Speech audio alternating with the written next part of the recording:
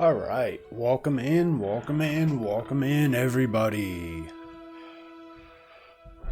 How are we today?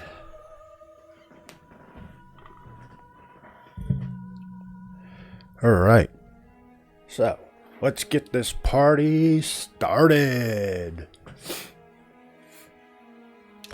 All right, so hi, I am Chaos Wolf. You can call me either Chaos or Chaos Wolf. I go by both. I am a variation streamer. I will play basically every game under the sun. There is a couple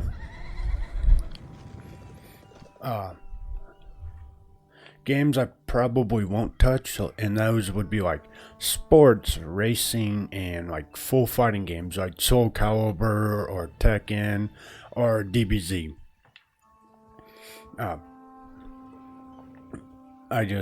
Those are kind of my typical games I steer clear from. That means pretty much everything else is fair game. I love me some RPG, strategy, turn-based, shooters. I like some puzzle games. I do play some gotchas. Like there isn't much I won't play. And I mean, I will still do like, maybe some racing, shooting, or not racing. Not shooting, racing, sports, or like fighting games, but you probably will not see me stream them. Like, absolutely, I can almost say that it would be very rare to see that happen.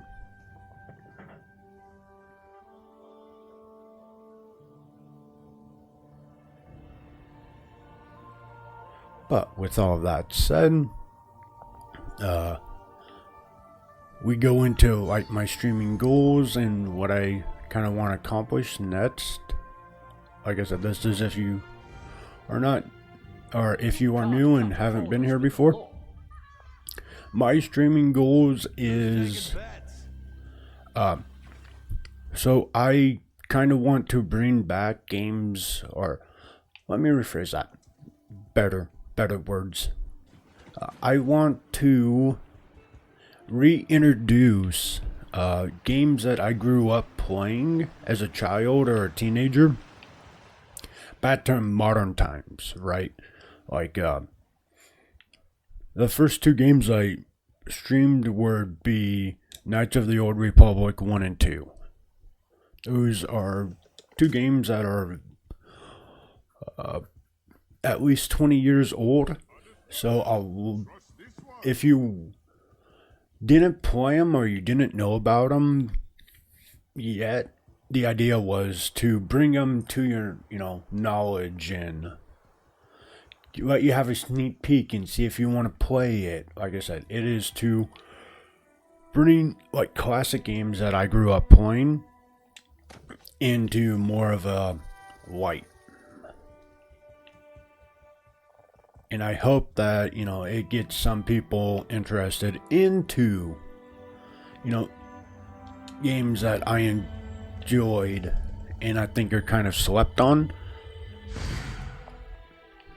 So, if that works, yes. That is ultimately my goal. Is just bring people, get people to look at some classic games. So, classic games I would be referring to is like, for those that haven't played the Fable series or don't even know about them, Legend of the Dragoon, again, the KOTOR,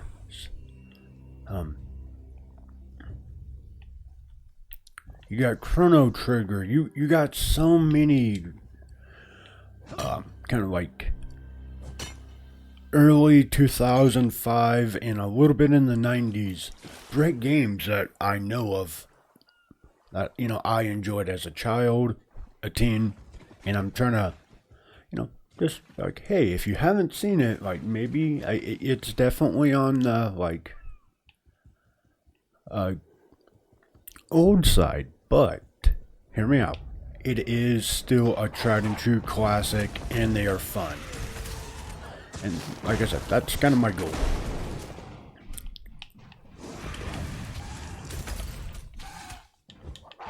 We also play modern games, but here's what's to be fair. Some modern games are just there. I like, so it was weird because Expedition 33 at the start of it, what I always heard about it was like, oh, it's a turn-based, I don't like turn-bases, yada yada yada. And then out of nowhere, a lot of people like, actually, this game is dope. And I get that, like, that's a current release game. But I'm also into about, like, bringing in or trying to get, like, eyes on some games that I just completely think they got slept on.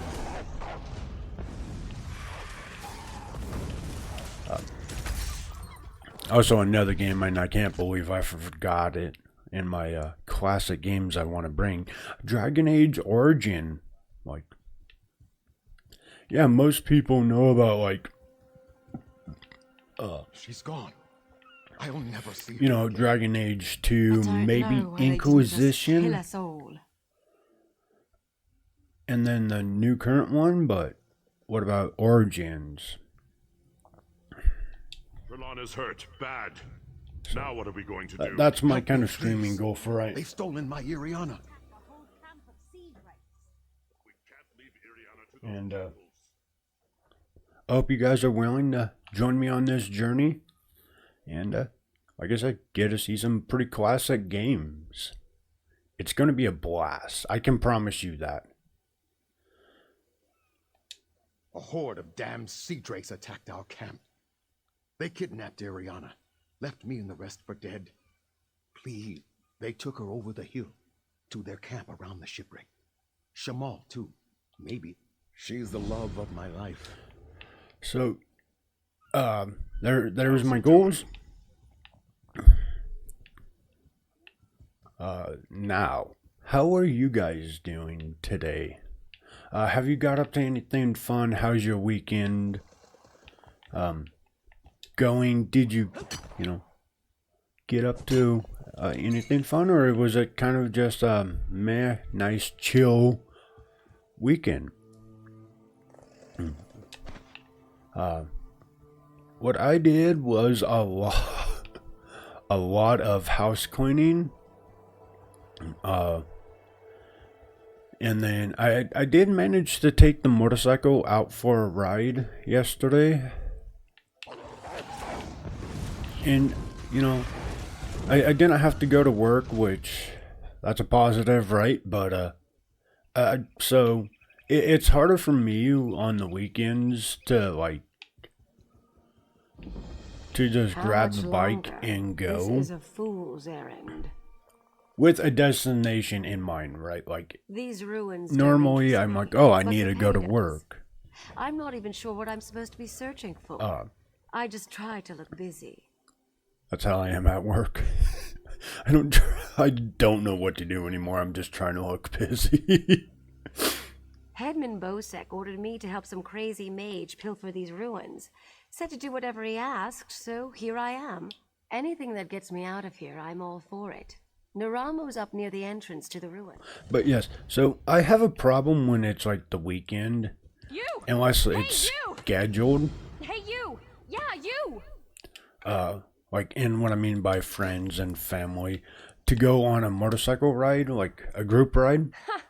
I didn't think I'd ever find you. You move I around. struggle with finding a destination, so what I typically do is I just ride around my town a couple times, which is 30 minutes, 45, and I just have a nice, chill, relaxing ride. Listen to some country music as I'm doing this.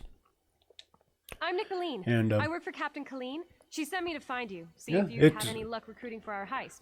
Looks like you're already making new friends. That's how I kind of run my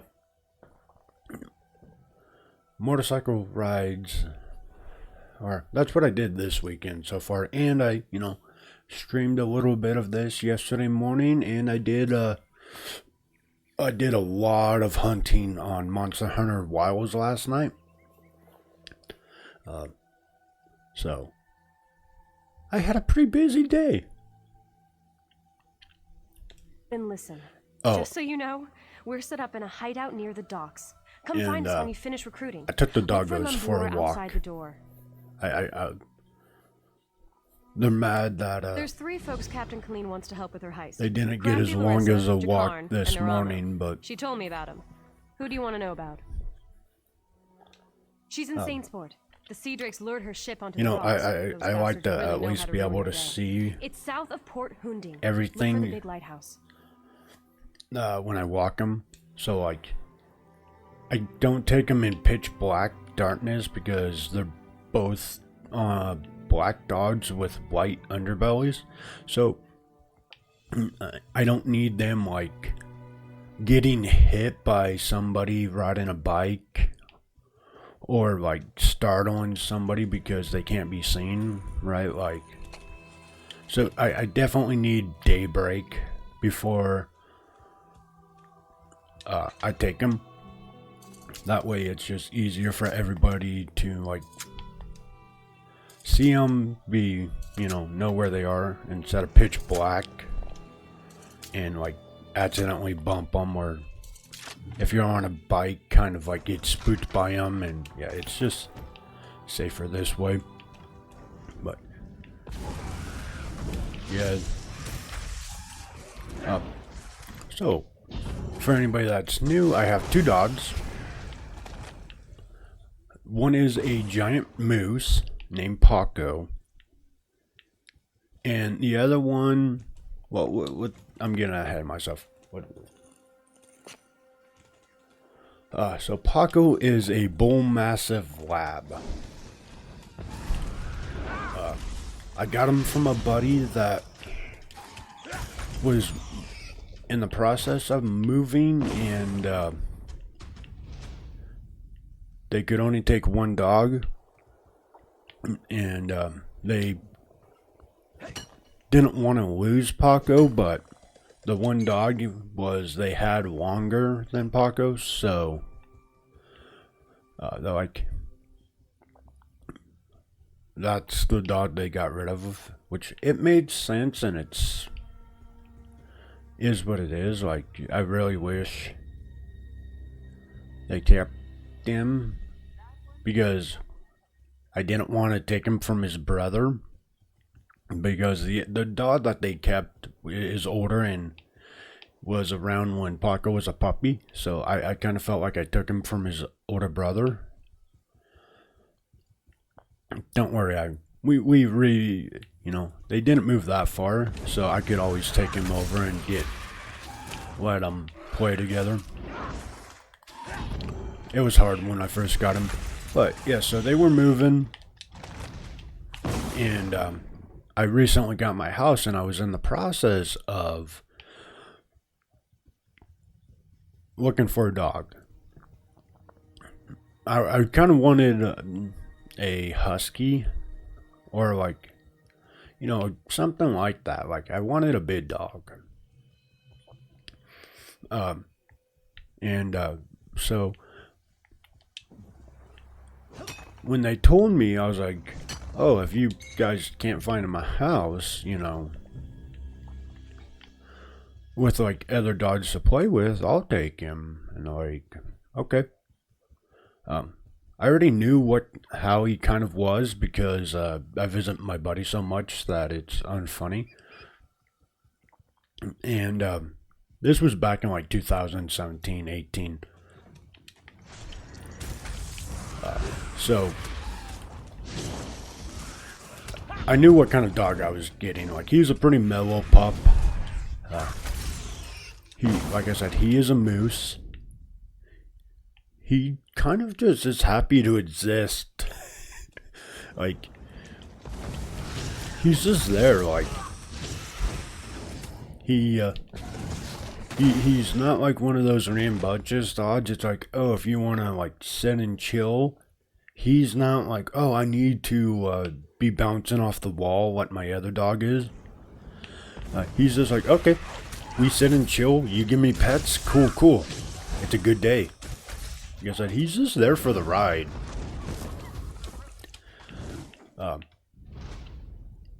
But that's Paco. Big moose. Like he is.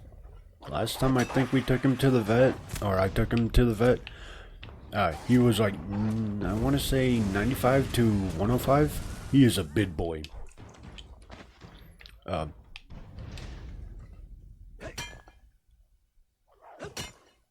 He's about, I'm like give or take 5'8", and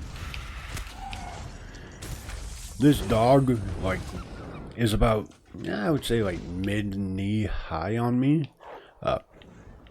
If you let him, so I found out when I first got him that if I didn't put him outside when I was preparing to go to work, he would just put all of his body weight on me and literally like start pushing me over when I was like trying to get shoes or socks on. And that's where it kind of was like, okay, you're a moose. Because I had to actually put him outside to do that. But, so that's Paco. Uno is kind of my spaz of a dog.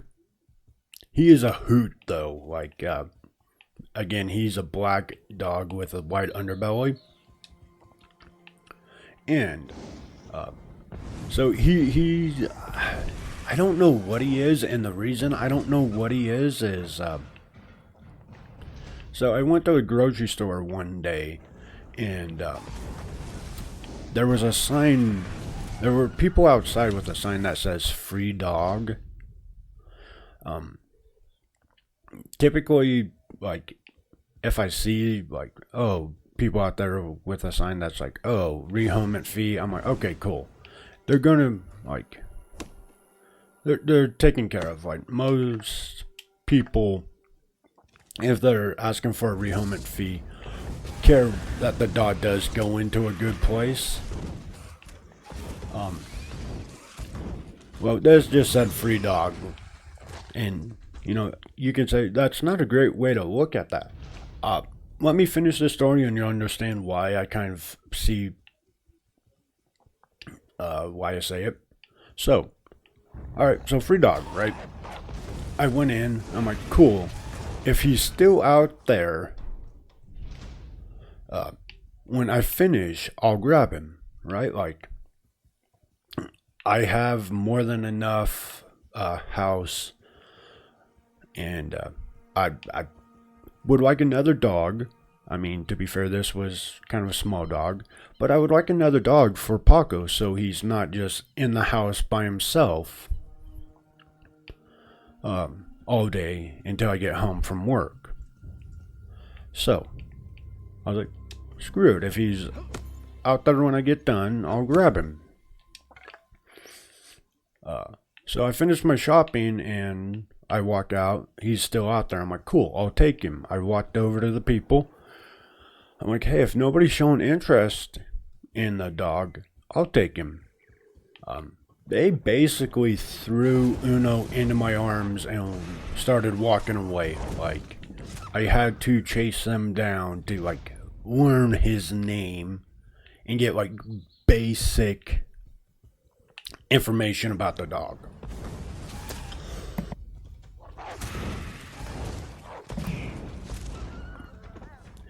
I mean, like, super basic, like his name. Is he up to date on his shots? Is he... And really, a lot of all I got was his name. And yeah, he should be up to date on his shots, we think. And they just completely bounced. Like, they didn't give me a lot of information. So, that's kind of why I said people with, like, at least asking for a rehomement fees seem, in my opinion, to care more and want to make sure the dog gets to a good home. The free dogs, every time I've seen it, it's kind of that general, like, we just want to get rid of the dog, we don't care. And like I said, to me, I had more than enough. Like, if I saw that again today, I still have a little bit of free ability. I could take another dog. 3 would be my limit, like, right? Like, that's kind of my limit. I also say that because both these dogs act like my bed is their, it's actually theirs. Ah, crap. No.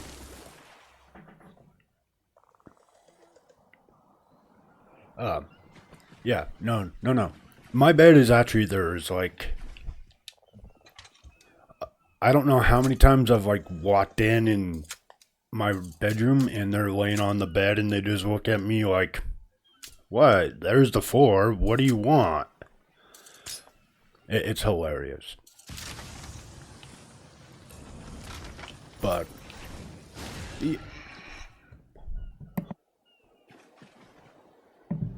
the other thing about Uno, right? So, he is a spaz of a dog, for sure. And he is hilarious about it, though. It's cute. So, when you wake him up or, like, do some things, like, if you're cuddling or, like, just chilling and you, like, go to get up, he acts like, almost like a child in sense. Like, if you wake him up from, like, a nap, he'll, like, make audible noise, like, in my brain, it just is like, if you have kids or you seen parents with kids that, when you wake them up, they're like, no, give me 5 more minutes, right? He does that kind of same thing in a dog version. It's an audible, like, no, Dad, 5 more minutes, I don't want to get up. He is a very audible dog. It's funny, too, because, he's such a crybaby. Like, I've had things accidentally drop, or I've, like, you know, and he'll, like, act like he's dying and, you know, he's just been abused. I've accidentally, like, stepped on him a couple times because this dog is, like, again, I'm 5'8", and I wouldn't say he's about mid-shin high. He's not a big dog. So I, like, in the night, I've like, stepped on him or, like, accidentally bumped him a couple times. He'll take it like a champ. When we play and we kind of roughhouse, he'll sit there and whine like you're abusing him, and it's like, bro, when I accidentally do it, you act like the biggest crybaby. It's so funny. I can't do. Mother sent me here to kill some big monster. Well, I hate violence, and I'm kind of forgetful. All I really want to do is make weapons, not hit things with. I had an awful battle with some monsters. But he'll also go full on and attack Paco, which is just hilarious because it's like you got a 30 to we'll say 25 to 35 pound dog attacking. Go on without me. Paco, which is have 95 to to do 100, something maybe 105. So it's just really funny seeing this, like, tiny, short dog trying to take on this moose of a dog. It's hilarious every time.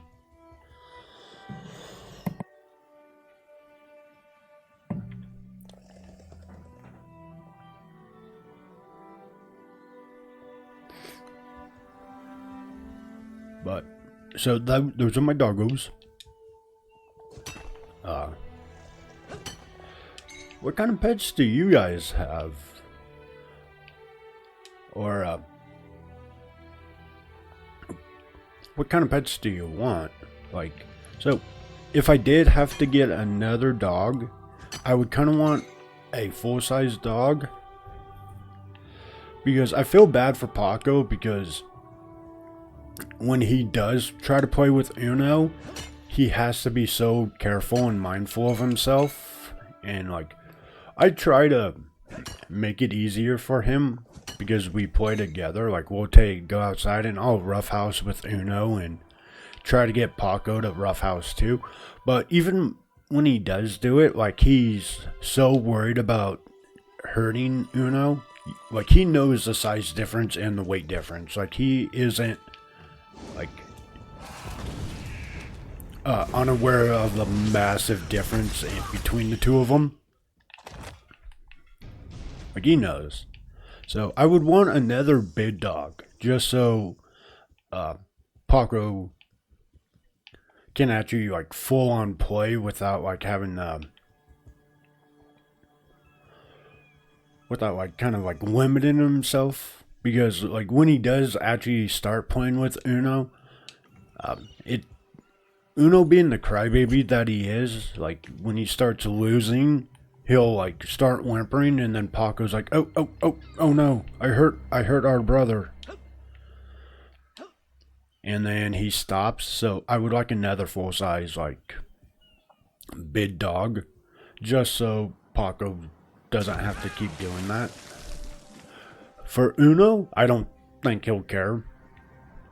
Like I said, he'll attack Paco every chance he gets. It's funny because he'll start off with like picking a fight with me, and then as we continue to play, he'll like go try to get Paco involved as well. And it's just hilarious to watch. They are a hoot together.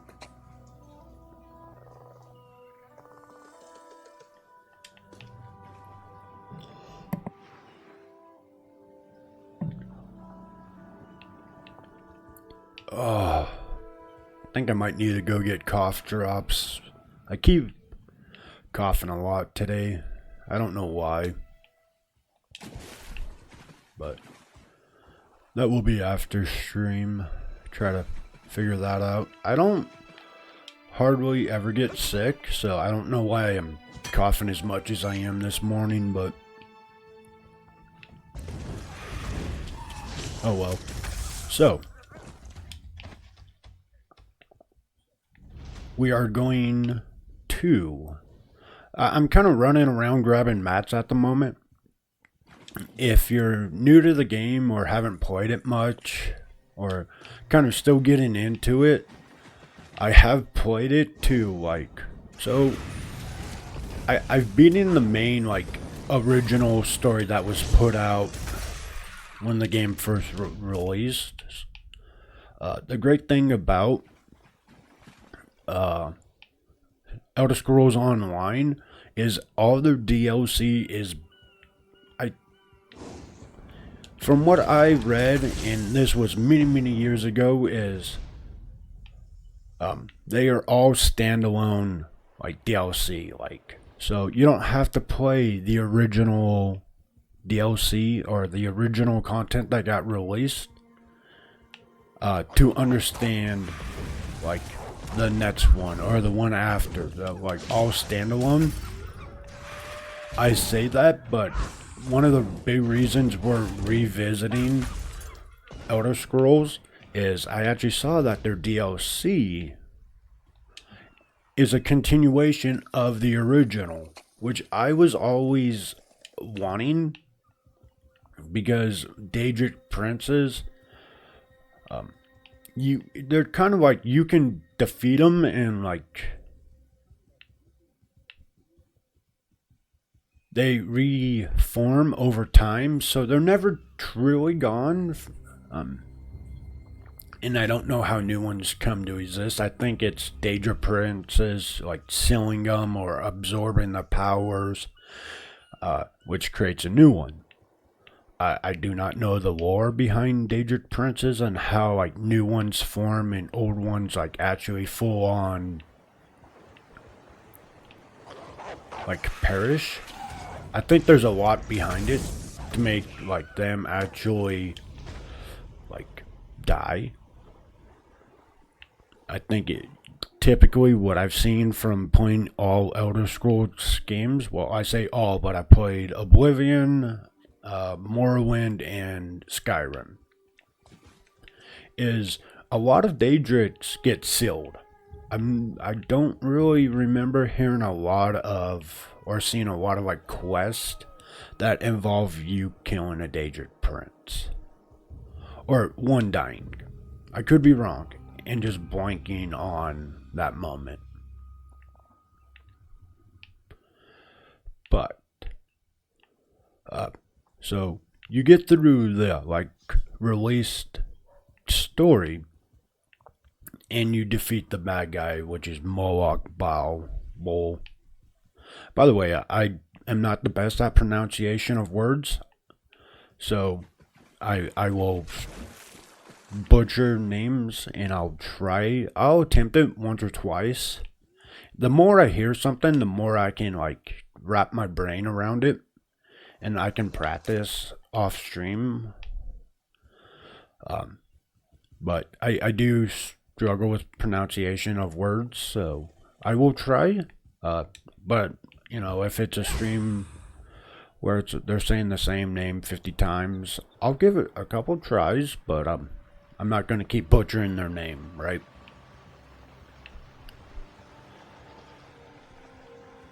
So, I forgot where I was going with it, but oh yeah. So the new DLC is a continuation of the original release content. So, like, we beat him at the end of it. And I won't tell you what happens at the end. We do beat Moloch Baal. And then some things get said, some things happen, and it like builds up the story. And I was very invested in seeing like what happens next. Like, what does a Daedric prince that is trying to plane meld our world into his territory, what happens when, you know, he fails, gets, you know, defeated and has to reform? Like, do other Daedrics all of a sudden come over and be like, yo, this is our area? Does it bring a stronger enemy? What exactly happens? So I'm very invested into finding out and seeing what is actually going to happen now. I thought that was supposed to be a mastered.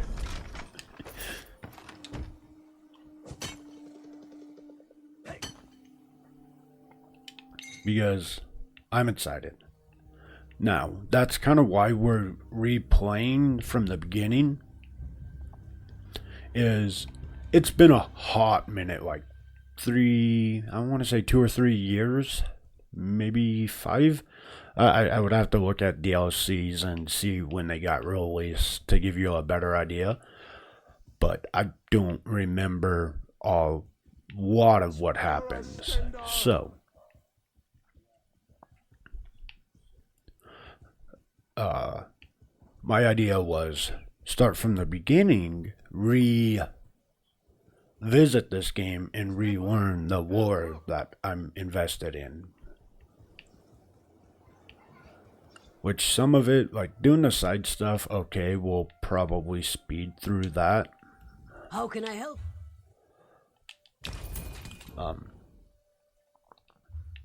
But like the main story stuff, I will be paying attention, so I might stop talking when they do their dialogue, just so my brain's also it's better for you guys if you're new and haven't seen it yet.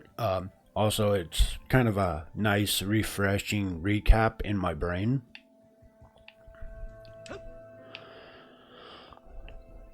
I do remember like who the prophet actually is, you know, like why did what happened to him.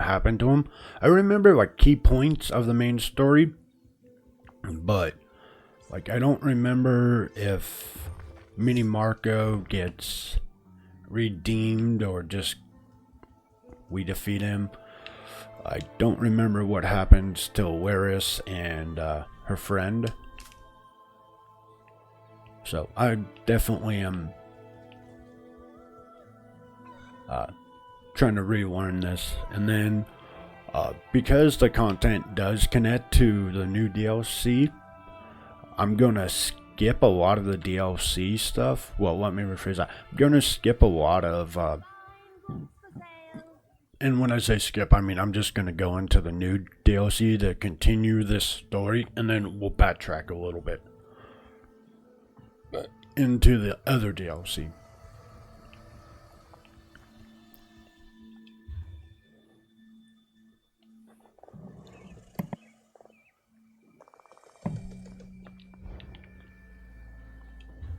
Alright, so I will also add that since I played the last time, the amount of quality of life that has been brought into Elder Scrolls Online is phenomenal. Like, there is so much new stuff in quality of life. It is fantastic. Like, you didn't have the heroes returning. You didn't have the golden pursuits. Money was kind of a big issue. Getting it and like getting items or like in-game like armor sets. Like it costed an arm and a leg if you couldn't get into a raid team, which the raid teams back then were all about the item score. Or not item score, your champion score. Like if you weren't like match champion ranking or pretty close to it, they're like, no, we're not taking you. Which from what I've seen when I played it a few years back, that was kind of going away, which is great. But also the ability to like queue for certain those raids. You didn't have to do too much. So like I said, there's a lot of quality of life that I know of a little bit about, and then I'm seeing a lot of new stuff. Like there wasn't, like I said, the golden pursuits. There wasn't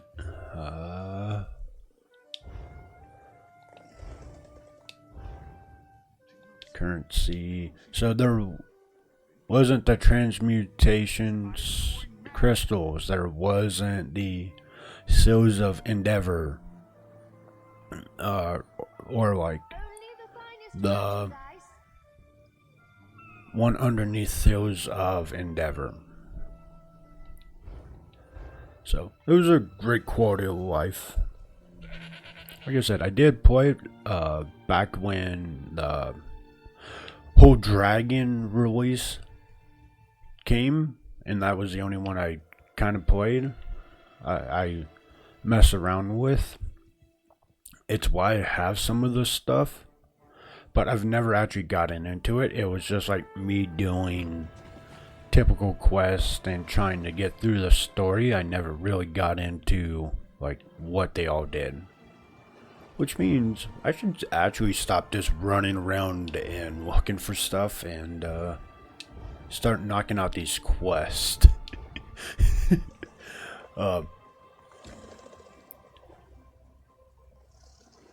I got sidetracked on just having a chit chat with y'all.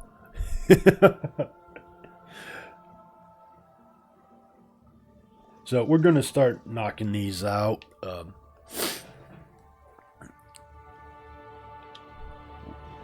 We're gonna start with actually seeing if we can't talk to the Captain King, or the captain that saved us, and seeing if she'll give us the next person that we're supposed to save.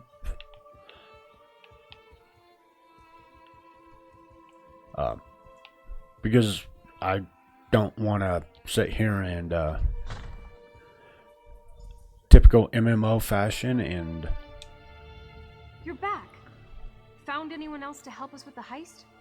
Constantly have to go to an area back and forth. We're gonna try to do I this knew one you'd do time. that. Who needs the old crew? Those traitors. When we've got you. So we're gonna try to expedite going to one area one time. Try. I can't promise anything. Why? Oh, right. I actually remember where I need to go. They're scum over there.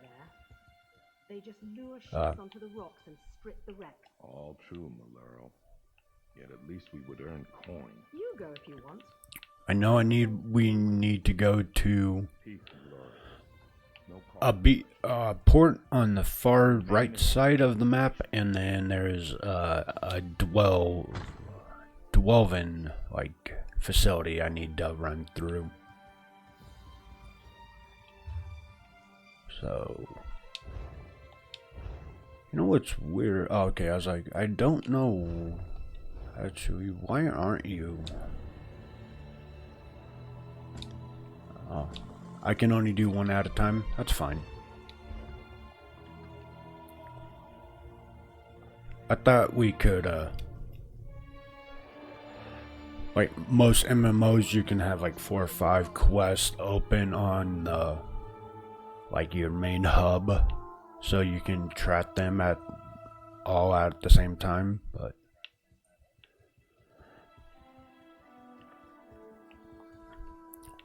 it looks like you only got the one, so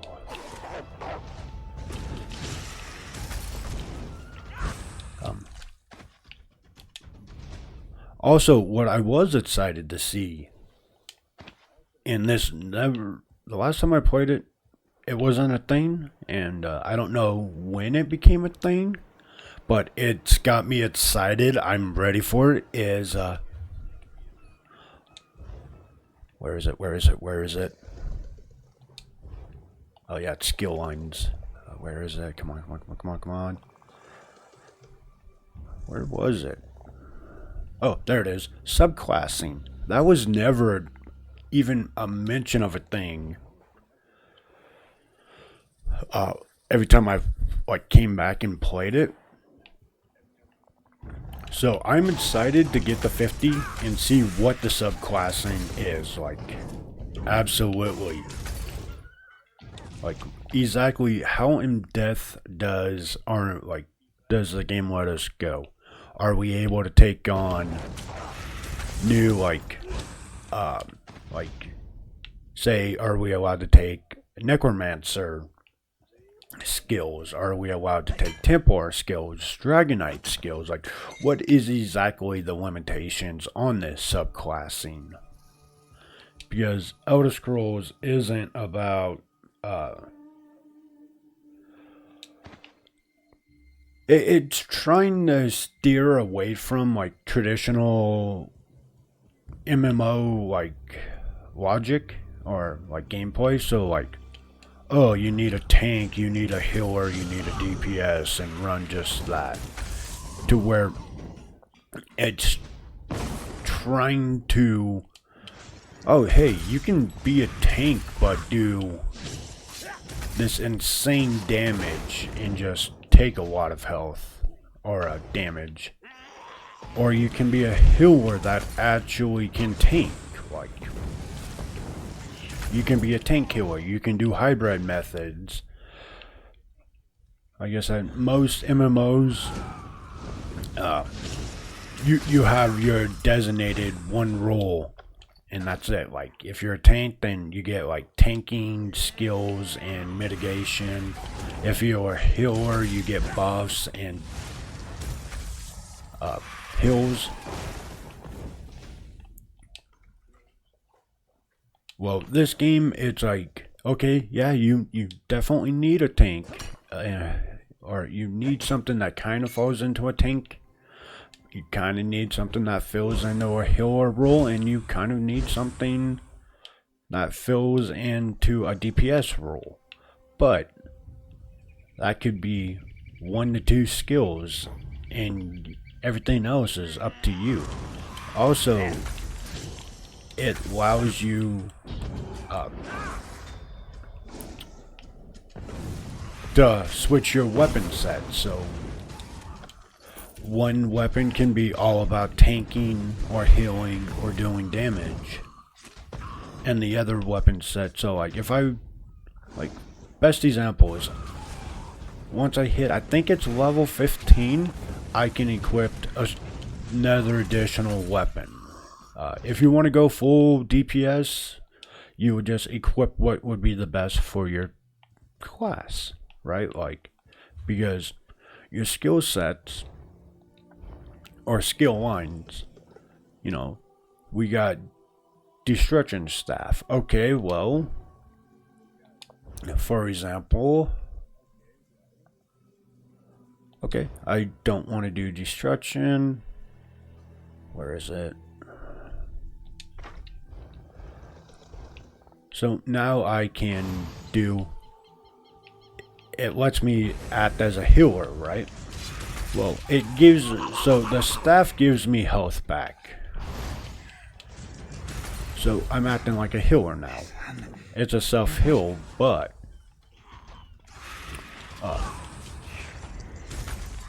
so, right, like now we're doing this, cool.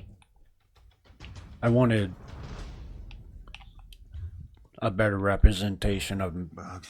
so Too many of them. now we can be a damage dealing healer. We just have to hop swap between what weapons we're using. Or, you know, you just pick skills from the weapon class or skill set, skill line that you can mismatch into. Like, okay, I'm damaged, but I have one self-heal, right? Like, oh, Well, I grabbed this morph so I can heal myself, because I actually just remembered this while I was talking, was the restoration staff is all about healing. So I could have, you know, grabbed the restorational staff, grabbed this, and now I'm a healer.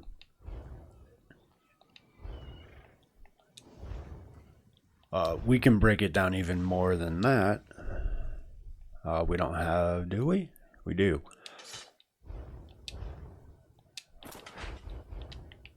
So now I'm going to work on unlocking sword and shield. Or, sorry, what I would say is a tank class, right? You got your sword and board. Right, so now, as we're doing this, I can now say, oh look, I'm going to be the tank. A tank that blots and then does pretty high magical attack. I say that as I'm hitting for like 12k. It's fine.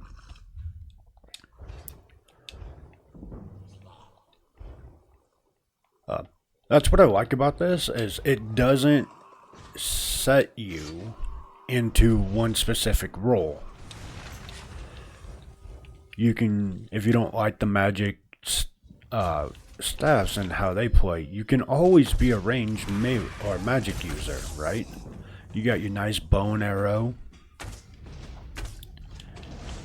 You got your range, so I mean, it, like I said, you can play however you want. It does not follow your typical MMO logic where it's like, oh, this class can only use these weapons, this class, yada yada. It's a very niche, or not niche, unique approach to typical, like, MMOs. Go away. Brew. Yes. Where did you get it? That smell.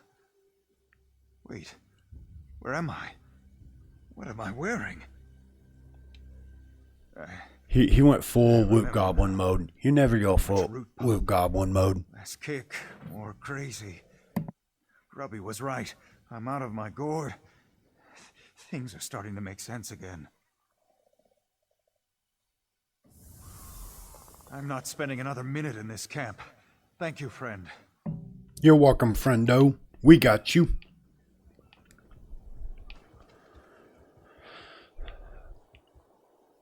But yes, so you know, I'm really excited to come back to this too because, you know, I'm actually like re-finding out reasons that why I love this game so much. Um, you know, I think the problem in the past is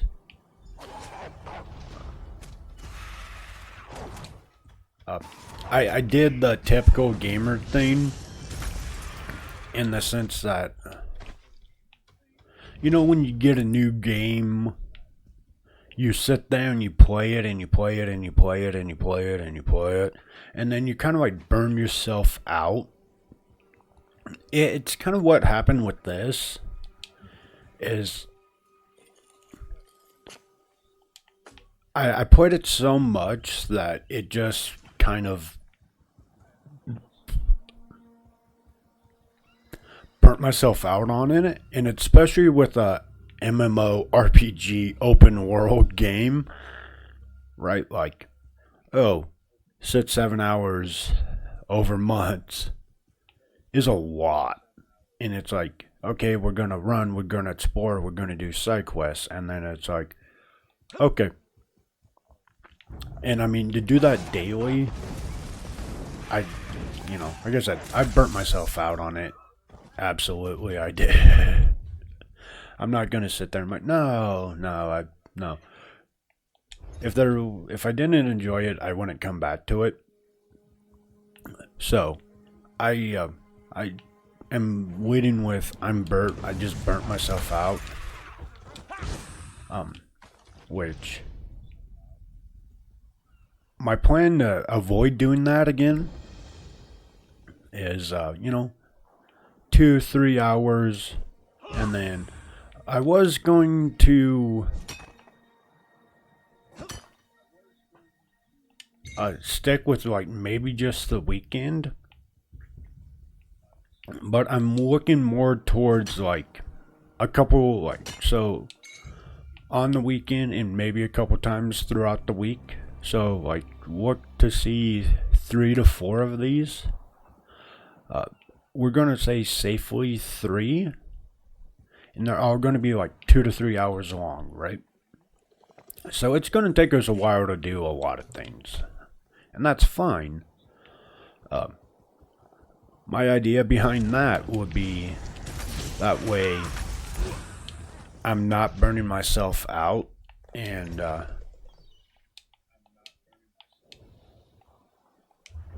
you know, I actually continue to play this, because the last thing I want to do is burn myself out and be like, oh yeah, we'll get to it, and then years later come back to it like I have done in the past. So we're trying a new method.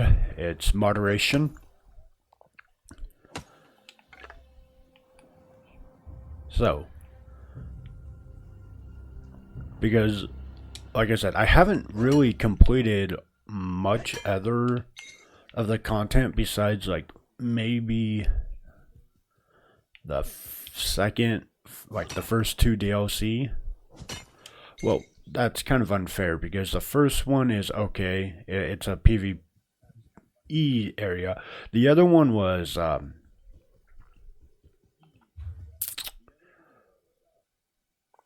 forgetting. I know it's in Cyrodiil. I want to say Imperial City. It's a PvP zone. But, well, I mean, Cyrodiil is mainly... No, it's not PvP. Is it? I don't remember. No. Cyrodiil is more... Wait, no, I think it is.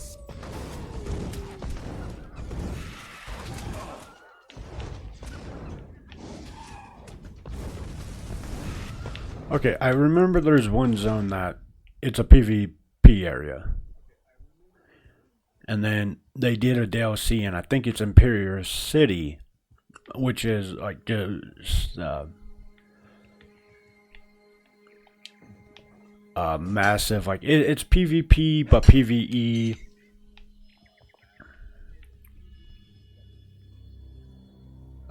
Yeah. So I did those two.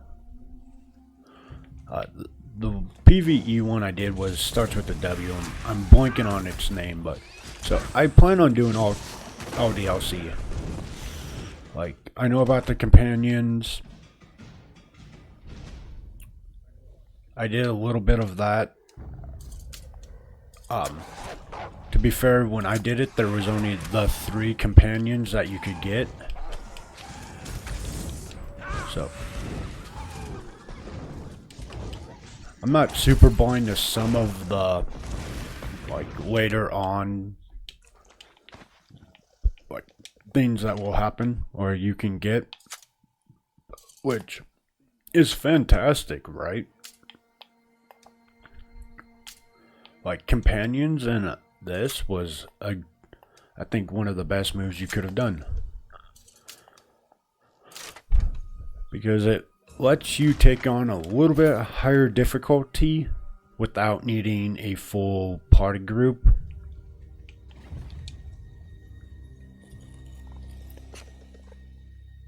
Which, in my opinion, is just poggers, because let's say your guild or whatever, it's not massive, or your friends can't get online. You can use a companion to help buff yourself on completing higher difficulty content. So I think it was a great addition.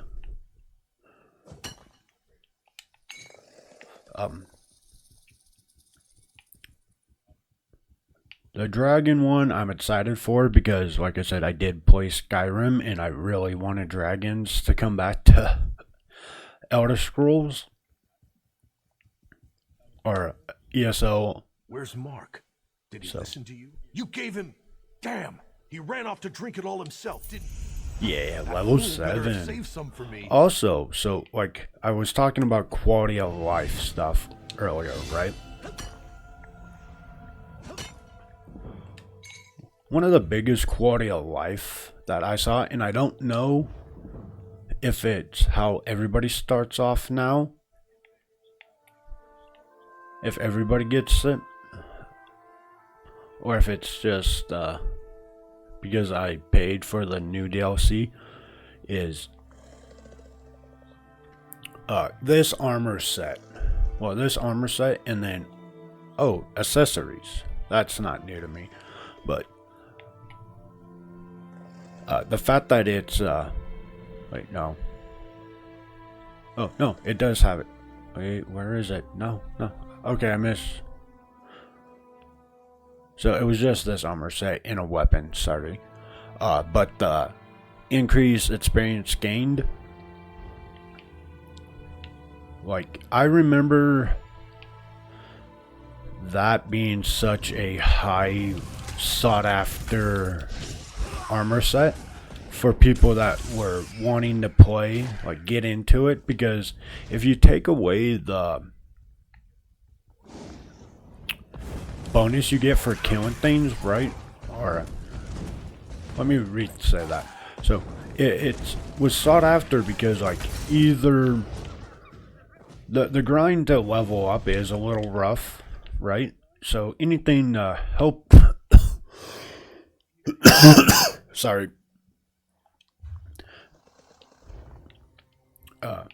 Anything to help, level you up faster is a pretty nice thing, right? It means you can unlock your skills faster. You can upgrade your gear more often, right? Because how gear works in this is you have to be certain levels to equip certain things. It's not a stat requirement, like some games. Well, most games do level, but the higher level you go, the more higher you can actually craft your weapons. So, like, let's say you don't want to sit there and run one dungeon over and over and over to try to like min-max your kit, you can craft and get pretty high on your like craftable armor set to like be like close to end game, right? So level 50 is where champion points also came in. And the champion points give like a great buffs. So you kind of want to hit 50 faster, and then that way you can, do your champion points. I mean, because doing any quest and killing any mobs contribute to leveling up your champion point. So the faster you can get through level 50, the sooner you can like kind of hit your more in-depth of. So I'm going to say 1 to 50 is like your tutorial on like your skills, your class. And then after 50 is when you really delve deep into what kind of build you want to do. And we'll just look at it. So what I mean by that is, so like this one, for each, we have to spend 10 champion points, right? Well, now we got 320 crit chance, which more crit chances are positive. So if we're a damage dealer or a healer, that's positive. Let's see what else we got. When you do direct damage, you heal for 7% of the damage.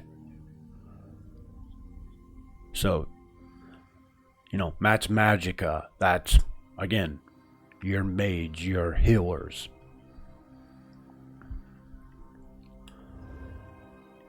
Now we got like, you can reduce your sprint, reduce roll dodge,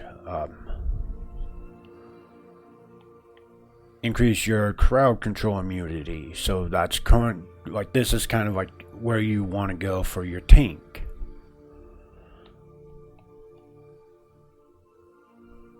Also, like for this, like decreases the time, so that would be a pretty, advantageous thing to pick up for healers. So like I said, this level 1 through 50, I'm going to say is your tutorial on like getting used to your skill sets, getting used to weaving your attacks in and out of each other. And then level 50 plus is where, like I said, you more or less are setting up your actual, like, your build. And, like, really fine-tuning what you want to do. Because there is a lot. Also, what I like about Elder Scrolls, since we're talking about this, is you can always, and I don't remember if it's as painful because of how easy gold is to come to now, but you can respec your class multiple times. And I'm not talking like pay actual currency to do it. You can pay gold to like undo all your skill points. You can pay to undo all your attribute points. I mean, yeah, it's going to be a pretty penny, but if you're like, I started off as a healer on this class and it's just not what I want to do anymore. I kind of want to do, like, say, DPS. Cool. You can do that by paying, gold. You're not locked into one role. You are locked into one class as of right now. Like I said, I don't know what the subclassing is about. So, but that is a graded benefit because there isn't a lot of games that will let you. Well, actually, now that I think about it, I might have to take that comment back because, so, if we're talking MMOs, you got Final Fantasy 14. That game is by far what I would say is how most MMOs should play, in the sense of class. Right, like I'll preach this all day long. FF14's like ability to play different classes is top tier. Like, because you can play, they have I think like 14 combat classes, and yeah, some play kind of like each other. You can go talk to the community over there and they'll tell you that, you know, class identity's kind of an issue right now, or was an issue. Like, all taints kind of felt the same besides a couple things, right? But you can do it all on one character. So you can tank one dungeon, heal the next, and then DPS a third. And it's very fluid, it's smooth. There is no, oh, I have to go make a new character, I have to go through all the area again. Or sorry, the story again, the zones, all of that. To get to a certain point. You can make one character and you can play any and every class. Like I said, that's where I say 14 does top tier on like class building. Like I said, one character and you can play 14, 18 different classes. And then you got gatherers, right? Like you can,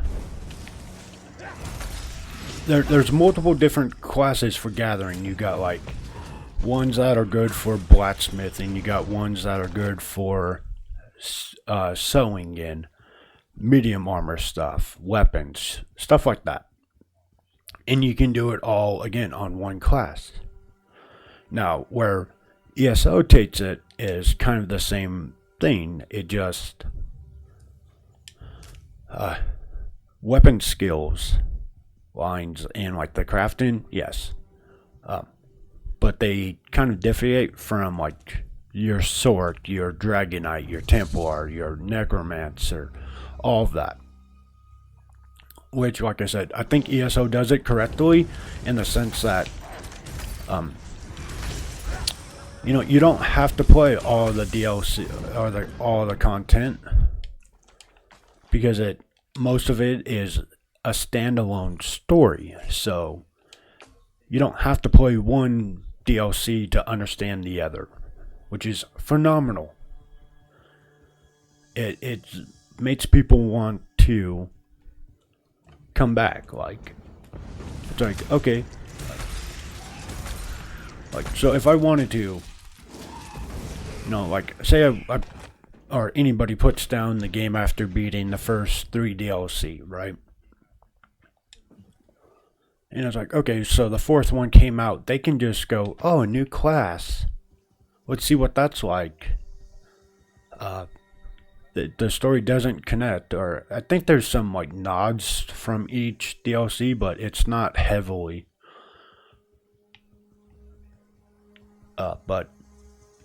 And I want to try this new class. Well, I don't want to have to go through the first 3 DLC, like, content again. Like, that will be pain. They allow you to hop right into whatever content you want. So, it could be the first original story modes content, or it could be the brand new content. And you're not missing much. I say that with not playing the new DLC. Like, I don't know what you're missing. So, but everything else, free game, right? Now, there are some MMOs that I don't like they're fun. It's kind of rough. So I'm a huge fan of Star Wars. But, and I played KOTOR 1 and 2 for, like I said, the first games I streamed. I even got into the Knights of the Old, no, sorry, not the Knights. I got into the Old Republic, which is the MMO. Now, what that game did correctly, in my opinion, is so you have multiple classes. So that is great, right? Like, it doesn't force you to be a Jedi or not a stormtrooper, but like a trooper. It lets you play different classes.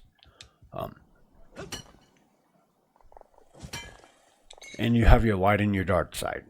Cool. I say this because it's very important, because each class, for whatever side you pick, has its very own in-depth class story. Like, yeah, you got like the main overall arching story that you will run into, and it's the same, but it's not, because I have done a handful of different classes for overarching, and depending on like what you do, what class you pick, the dialogue options change. Certain things change. Like, if you say go to fight a certain boss as a Jedi and it's a Force user, and it's like, oh, rumble, rumble, Jedi, the Force. But if you do it as a trooper or a scoundrel, it's a whole completely different dialogue, and how they act is completely different, because it's like, oh, you've been, slaying a lot of the Sith. It's not very Jedi-like of you, versus it changes the dialogue and it makes the story better. Like, it doesn't just, it's an ever-changing overarching story in some things. Like, the key, like, events will still happen. So, like, if we're talking about Star Wars, so we'll stay on Star Wars. So it would be like, you as a trooper, going in and, like, say Order 66, the troopers that went with Anakin, right? It's going to be a different story than you going in with Anakin and fighting, versus, you as a trooper. And the dialogue in the story is more in depth through each different class. And that's what I say Star Wars, The Old Republic does well, is each class does have its own story, and each class does interact with the overarching story differently. So it's not the same thing. Like, if you play, so we brought up 14. If you play 14, no matter what class you play, I mean, there's class jobs and like a mini story to them, but the overarching story doesn't change. Like, it's still the same thing. So you play as a tank, you play as a DPS, you play as a healer. The dialogue will never change. It's based more on like what you choose to say and do at certain moments. And it's just a throwback nod. Like, yeah, you chose to do this. Like, cool. The Old Republic does that better. And it's one of the big things that I say is, I really wish I would see, like, Final Fantasy XIV, The Old Republic, and ESO all to, like, get together and develop what I think would be a banger of an MMO. Like, if we took, like, yeah, each one has its problems, got it.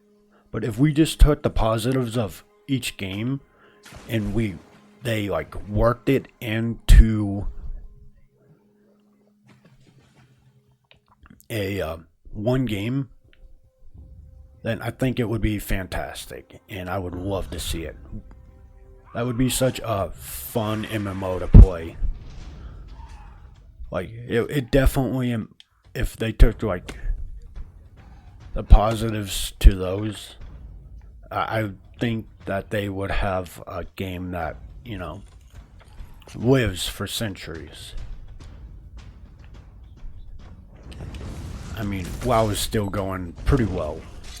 The one problem with WoW, like, okay, so we've been talking about other MMOs. Let's get into WoW. So, WoW, I played a tad bit of it. What they do well,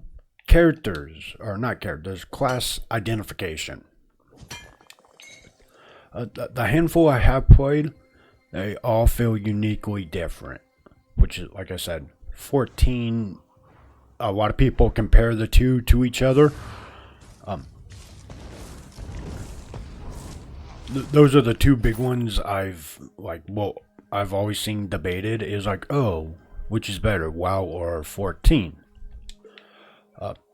I say 14 story takes the game. I say WoW's character class development and playability takes the game. The other reason, so like I like WoW for the class identification, like the fact that it plays differently. Each class, none really fit. Like there's some similarities, but they're not too overly noticeable. The only problem I have with WoW is when I was trying to do it is, so you don't really get a clear-cut case of story and the big thing that was a turn off for me, and it's why I won't probably ever go back to WoW, is so I never played it. I didn't get to enjoy, or I didn't experience the story and like all the dungeons and all the lore, right? When it first released. Well, when I tried to do it recently, I say recently, within the last year, it was going great until you started leveling, which they let you level up pretty quickly so you can get to in-game content, which is great, right? Big fan of that. The problem with that is, as you level, you actually soft lock yourself out of content. They store everything on the upper And level. what I mean by that is, hold on. You know, some dungeons are from like level, say, 20 to 35. Once you hit past 35, there's one way to do it, and then once you hit past, I think, or you hit max level or a certain level, you hard lock yourself out of that content. Like, you can't go back and replay it. So I'd say you just grinded the story, side quests, did a couple dungeons. Depending on, like, that level and that soft lock, you possibly could have locked yourself out of content. Like, there was, you know, I wanted a gear set for a tanking class, and I wasn't worried about rating, so it's kind of like most people when they play MMOs, like, oh, hey, this is best in slot, and it's like, okay, I'll just run that until I can get it, because it's going to be pretty viable and useful up until, like, in-game of that DLC. So I did that. Well, what I didn't know at the time was I was gaining levels. I was like, okay, whatever. is what I ended up doing was I soft locked myself out of like 13 different dungeons. It was an outrageous amount of like, I didn't get to do them. I was keeping track. I was like, okay, we'll run these because you want to learn fights, mechanics, stuff like that, right? Like most MMOs, they early dungeons and like stuff like that will get you prepared for mechanics that you'll see later on. Like, so if you don't experience them, if you get them later on, you're not going to know what to do. So I was learning mechanics as well while I was trying to get like certain items. But like I said, I hit a certain level cap and all those dungeons disappeared. So it soft locked or hard locked out of it, and I like spent countless times. I talked to a couple people that I know play WoW, and they're like, yeah, no, you can do this. I'm like, I did it, but it's not popping up. They're like, well, you can restart a character and go through them. I'm like, that is in hindsight not what I wanted to hear. Like, I'm not gonna restart a different class and character so I can actually go play content that should still be available. Like, if you have to nerf the character down, that's fine, do it. I mean, 14 does it. But that's what was my big turn off from WoW. Like, well, like I said, character or class, like identity, they do it phenomenally.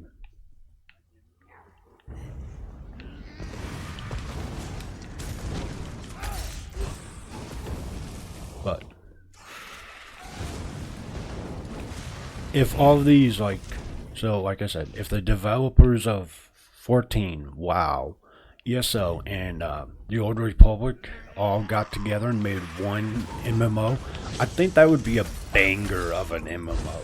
Like, I think, like, it would just be, I think that would be a hard game to, like, ever defeat.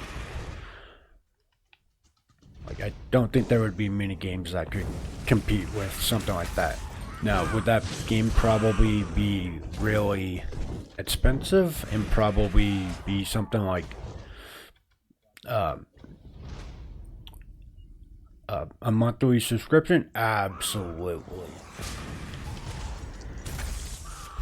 Like, so I mean, I think it could be done, but at the same time, I'm kind of okay with them not doing it because, like I said, I think the price tag for the game itself would be pretty high, and then I would imagine it would have to be a monthly subscription, and you know, that it's not what I'm looking forward to. I like games that let me play without a monthly thing. Like, I don't mind buying in-game content for, like, I don't mind buying DLC, right? But I'm not willing, or I don't want to pay like $15 a month to just play a game on top of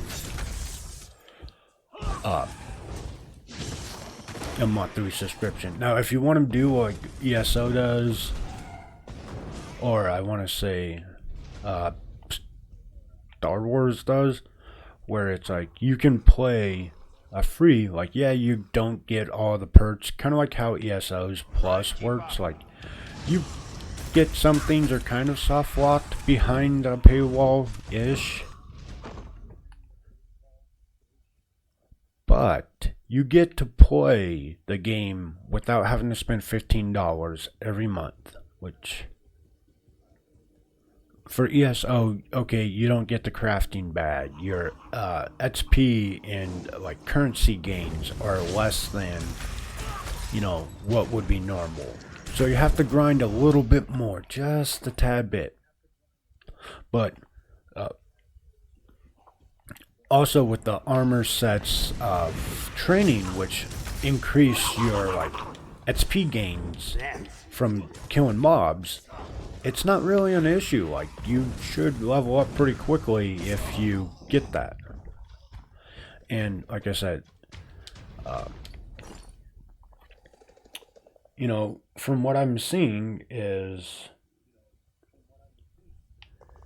you know, they are giving off now exactly what I'm talking about. Training armor sets that increase experience gain from kills by 9%. So let's do the math really quickly. There is 79999. So let me do the math here. So 1, 2, 3, 4, 5 times 9%, that's 45 plus 7, 52. You're getting 52% XP boost. Now, like I said, I don't know if it's because I did buy the new DLC, and well, I bought the like 2025 content one, so I don't know if it's because of that.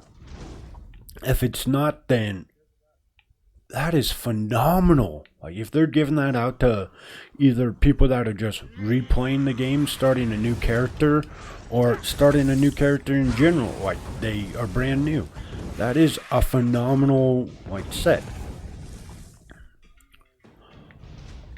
Also, with how often or how long this game has been out, most people are not charging. Like, if we're talking like you're not trying to be silly about it and get a specific cosmetic look about you, and you just want training armor to level up faster, right? Most people are willing to do that just for the custom mats.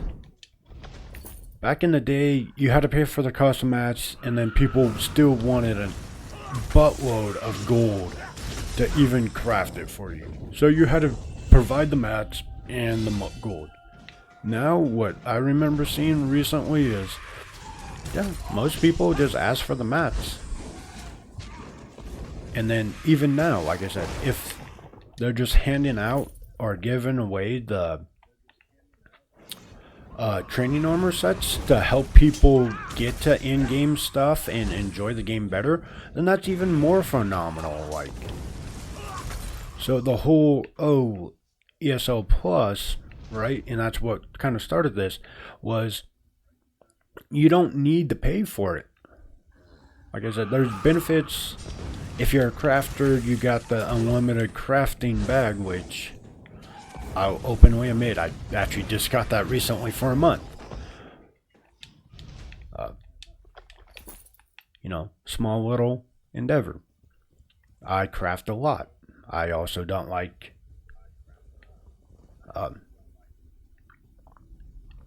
my inventory filling full all the time. However, would I have done that if I started out new, like I'm brand new to the game? No. The reason I did it was I have a lot of different characters. I played a different set of classes, and I have a lot of mats for crafting and items that I can use or break down. Food, stuff that, okay, I don't have to sit there and like farm it as much.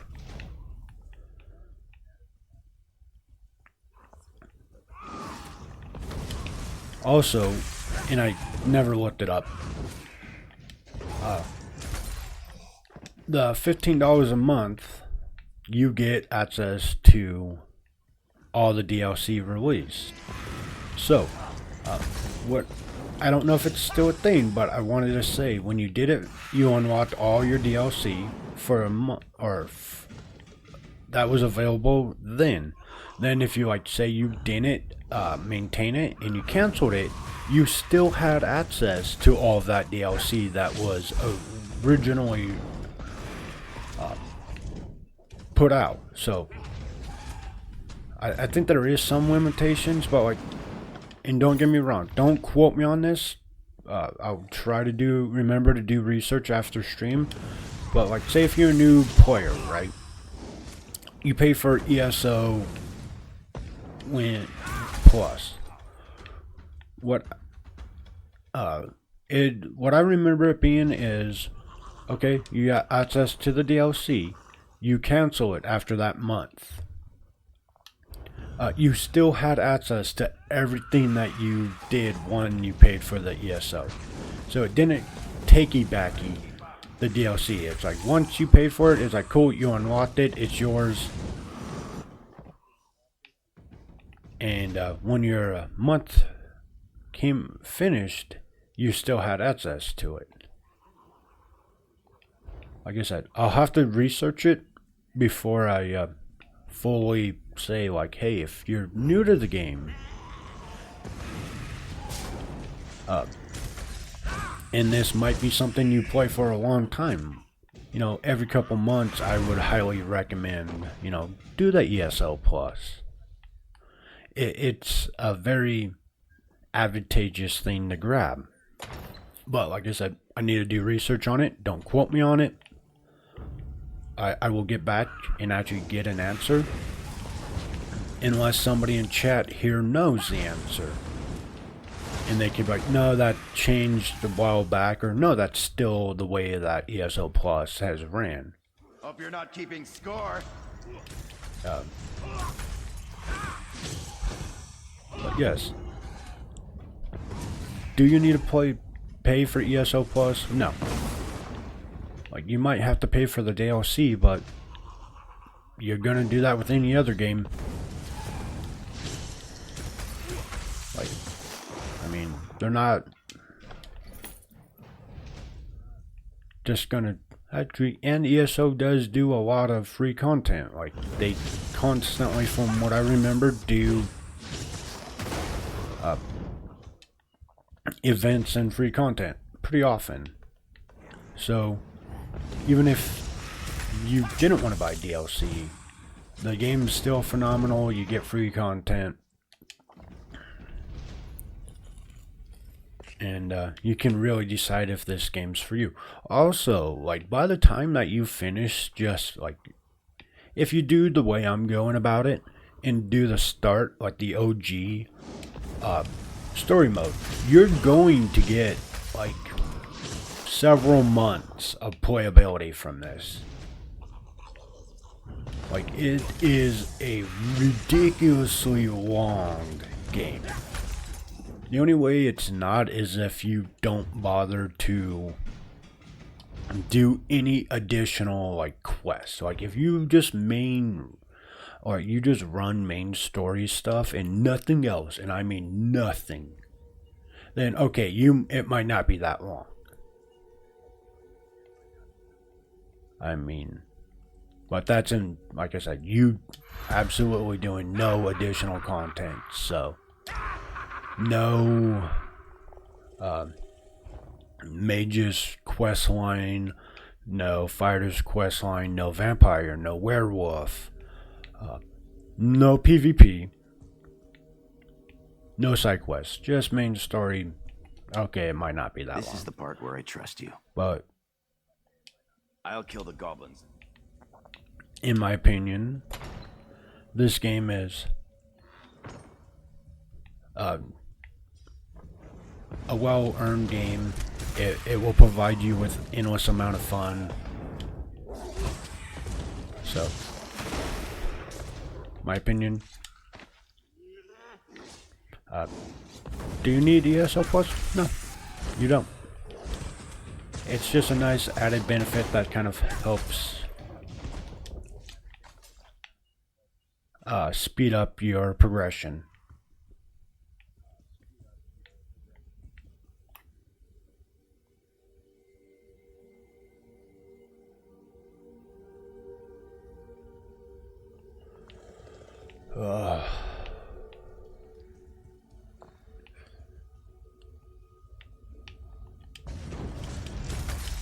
Also,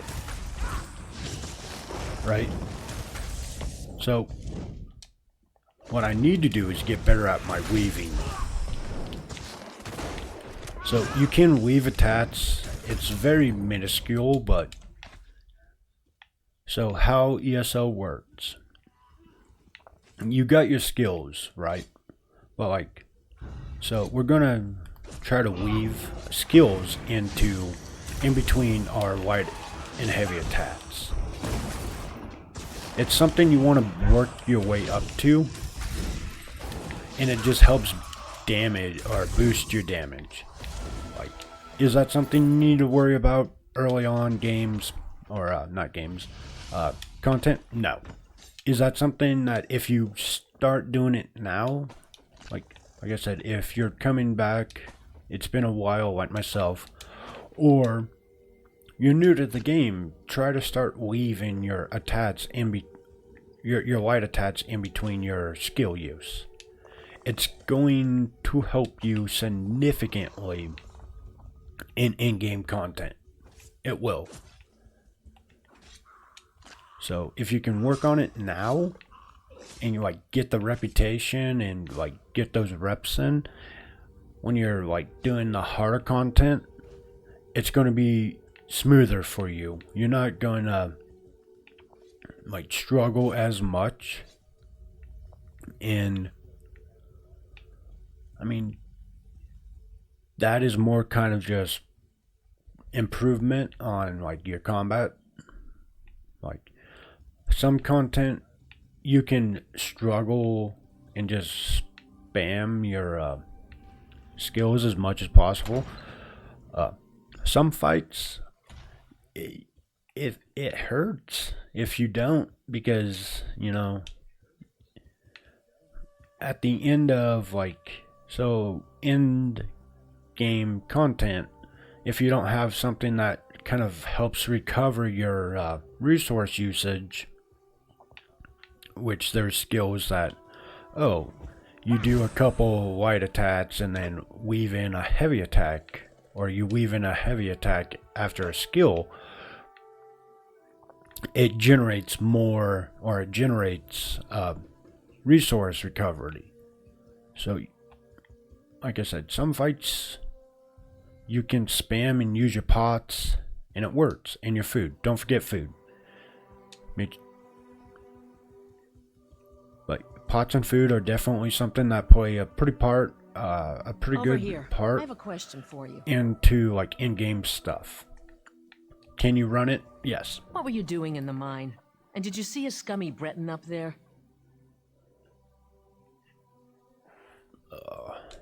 Yakarn. He's a liar and a thief. He stole a gem from Headman Bosek. Now, if the gem came back, Bosek might let him live. Can you help me, or not?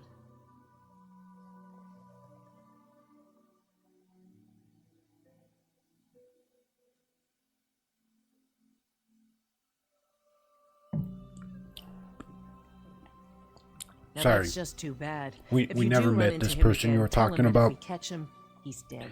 Never ever. We have no idea who you're talking about. We don't know anybody by that name.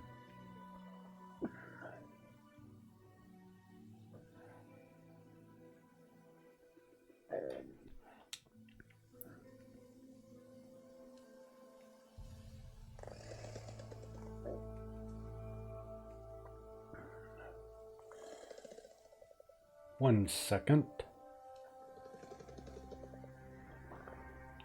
Alright. Sorry. I'm trying to get my voice to act right. But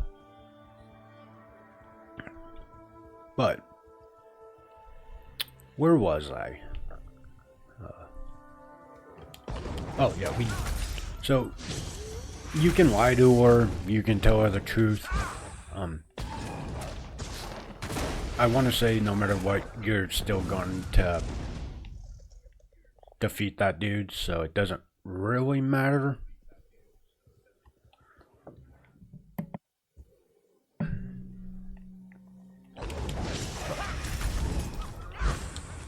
We got a lot of skill points to get through. We need to go to town. will also offload some of my wonderful amount of loot that I've been just hoarding and gathering. Yes, I have a hoarding problem. Okay, it's I blame it on playing Pokemon as a child. Pokemon, These red guards love swords. Fallout. There's so many games I can blame that on.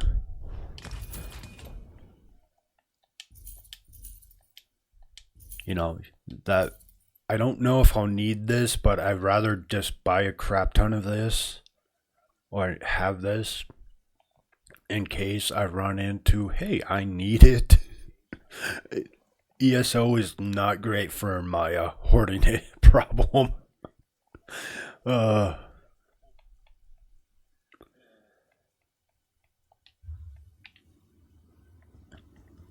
So, what I like about the the crafting and all this, right?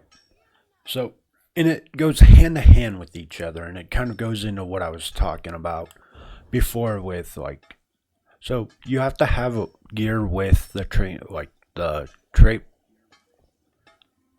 But once you do, you can research it. What researching does is it unlocks it. So let's see if I've researched. I did something yesterday and I don't remember what.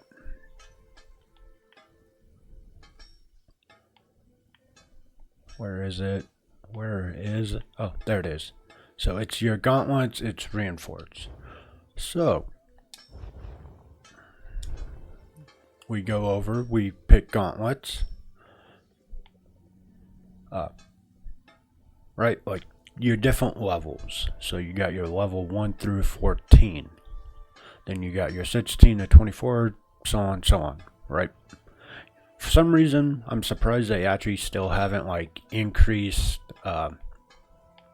anything past the CP of 160. Because it gets pretty high, but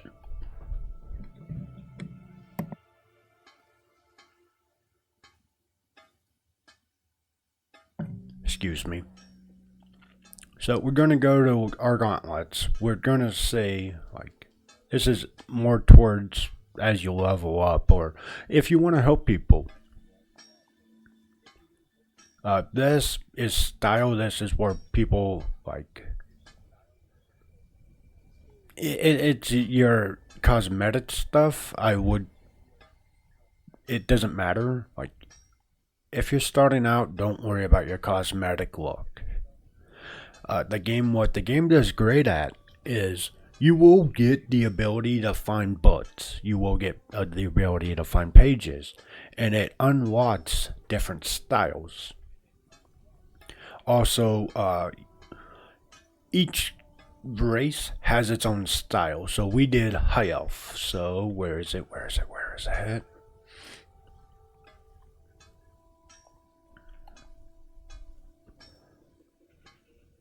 Right there. So that's kind of what the High Elf look is, right? Now, like I said, different skill or different styles changes it. But your race does have its own style. So, but we can now, so we research this trait, so now we can craft it. And there's no limit to how many times you craft it. Like, you can craft it, if you have all these traits unlocked, you can craft it 90 times. You can craft it however many times you want to craft it. The positive to that is also, you can give it to your buddies. You can try to sell it on the guild markets. The ones that really sell the most on are your Nern Kruts, because you have to go to a specific area and you have to farm your resource mats, and it has a small chance of dropping. So that one made sense. Like, that's the one that's, again, that is your in-game, like, trait that you kind of want to have most of your gear have set. If you care about the resistance, right? Like, it does a tattoo. But yeah, this one, okay. Like, that one I understand, like, being on the guild market, but yeah, you can, like I said, by the way, once you have a piece of gear with this, you can break it down and then, or not break it down, research it, and then as you get more of that item to craft more, you can, again, craft it, put it on the market. Or if you want to help out a buddy, you can craft it and give it to them. Like, trade is a thing. You don't have to put it on the market. You can trade items for people, with people. But, so, is it something you need to do? No. The game gives you plenty of armor, especially early on. It's just something that if you want to get into it, it's another, like, fun little thing. And what ESO does great about is most of these are, like, what's in your bank will be account wide. That's what you're seeing right now is, like, account wide stuff. So, I mean, level 50, CP 160, like, we're not there. But on other accounts, am I there? Absolutely. Or not other accounts, other characters.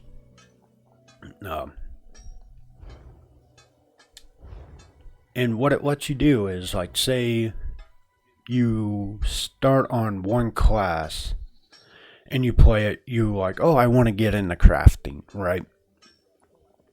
That's cool. But let's say you decide after a while, you're like, you know what, I like this class, but I kind of want to try others, and you go to a different class and you like it more. That's great, right? Like, what I would recommend at that point, if you still want to do crafting and all of that, is go ahead and on that class that you have, like, all your traits researched on, is craft level 1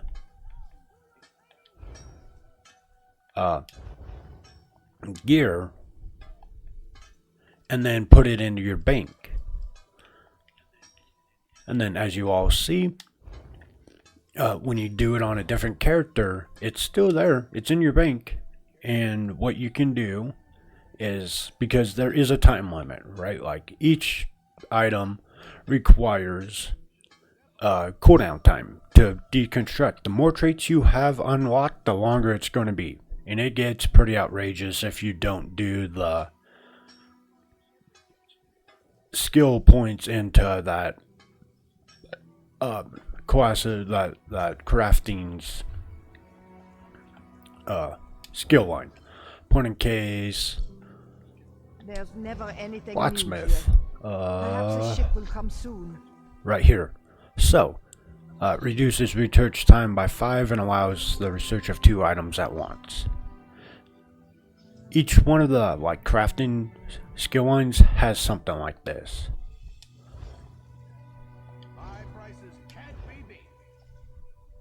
Food actually does not, but word work does. So, doing this will increase your, like, how many items you can research at once, and it decreases your research time. But like I said, if you start off, you like, oh, I want to get into crafting, you find a different class you want to play and it actually feels better, what I highly recommend, just to make it easier on yourself, is, like I said, craft everything at level 1, put it in your bank, And then when you get on your new character, just slowly start chipping away on researching at those. And then eventually you will unlock it all on that one character. And then it won't be a problem anymore. Then you don't have to swap between the two. You can delete it if you wanted to. You can do whatever.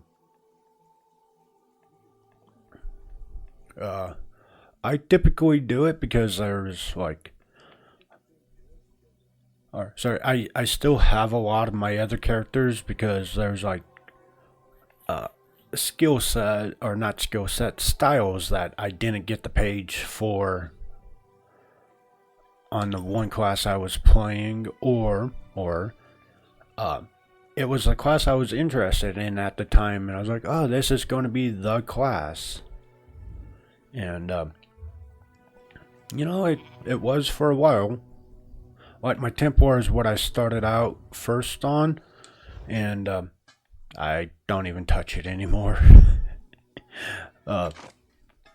What also, so you can destruct items, right?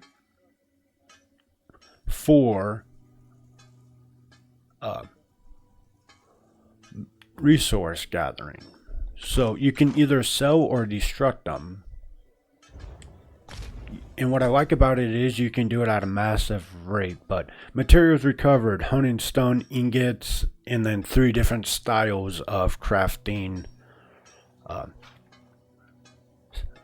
like cosmetic crafting styles. Good morning, Grandma Yoke. How are we today? Have you got up to anything fun? How's your weekend? Are you ready for, I'm guessing you have clinicals, Monday. Are you ready? Are you ready for more work? Grandma Yoke, what is with you? I feel like every weekend you come into me streaming and you're like, I got hungover. I'm hungover. I see. You're like, hungover, must go to his. Which I feel like I'm such a loud talker. It probably isn't the best for hangover.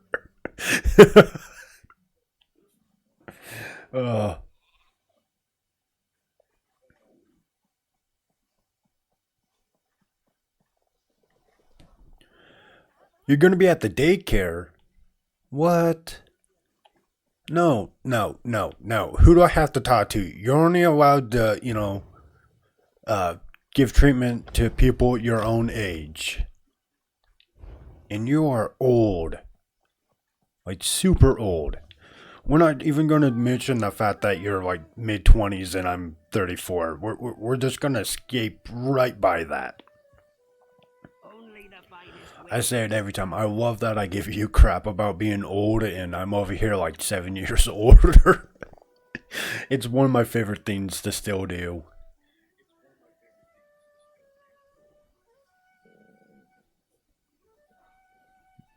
How, aren't you like 26, 27?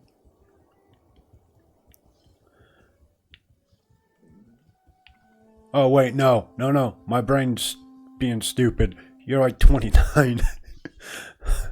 For some reason, I thought you were like 26 to like 29. I was like, you still got a little while. But I'm remembering that. Yeah, 29. Okay. Listen, that's still metal. You're not even into the 30s yet. Alright, so you're like 4 years younger than me. It's fine.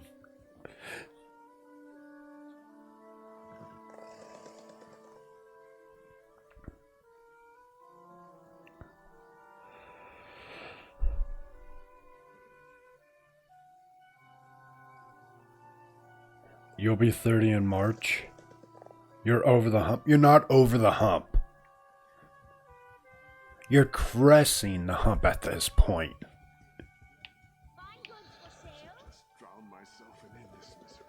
Alright, we need to go to the end.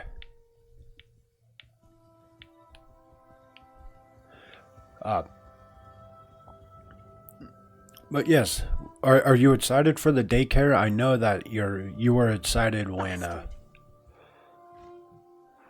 you got to see the baby being born. If you're looking for that bastard Jakan, he's at the tavern with a Red Guard girl. I overheard him telling a Red Guard girl he'd whisk her off to Sentinel, that he was a ship captain. She swooned like a fool, like I did.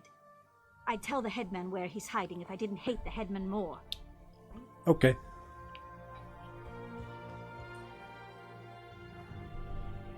Well, well, if it isn't the one, the only, Mr. Kaz. How is the best bird? Or, sorry, best owl.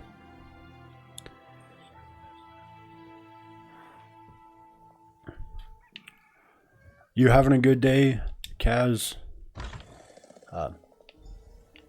Get up to anything fun, anything exciting? Did you ever fix the tire on your bike? I don't really believe he's a Hey there. Glad to see you made it out.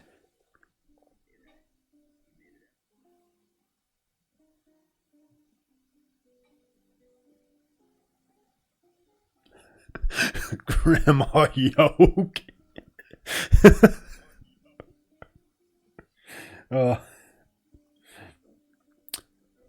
Would you rather deal with kids or the elderly, Grandma? Hey now, the headman stole it first. Because I feel like And you brought it back both to me, would be didn't you? rough, but I Thanks feel for looking. like adults will be worse because we're, especially like the elderly adults, because we're all like stubborn and stuck into our ways. So it's like, you can't tell me what to do, almost to the point that it's worse than like dealing with kids. You owe me a fee and Captain needs your help. Seeing as it's you asking, sure.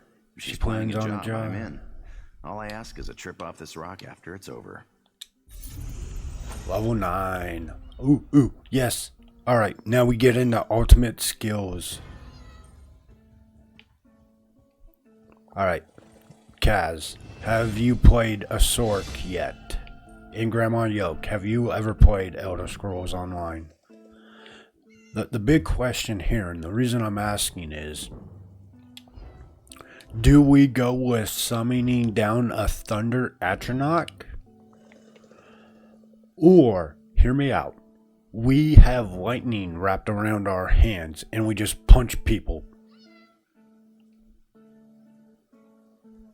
We only get one. We only get one ultimate.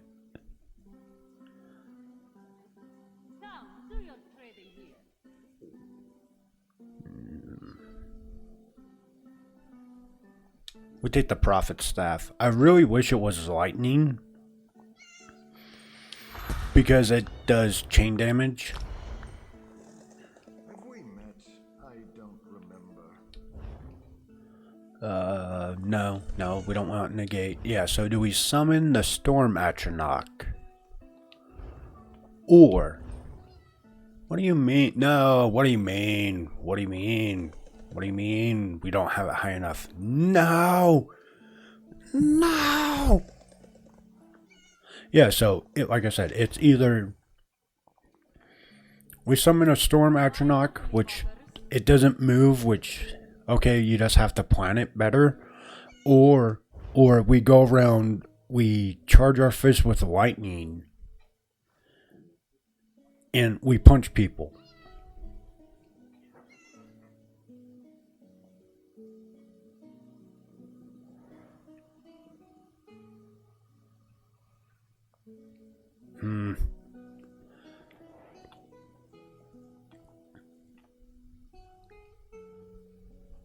No. It's not us. So, She didn't want to stop reading. we're gonna take Storm Atronach The king may for now. For now. Hear me out, right? For now. Also, it's drunk. until we at least can get Stormcon, and then we can actually have this debate. But we still need to level that up some. You won't be sober in the morning. Destruction staff. We don't have any skills.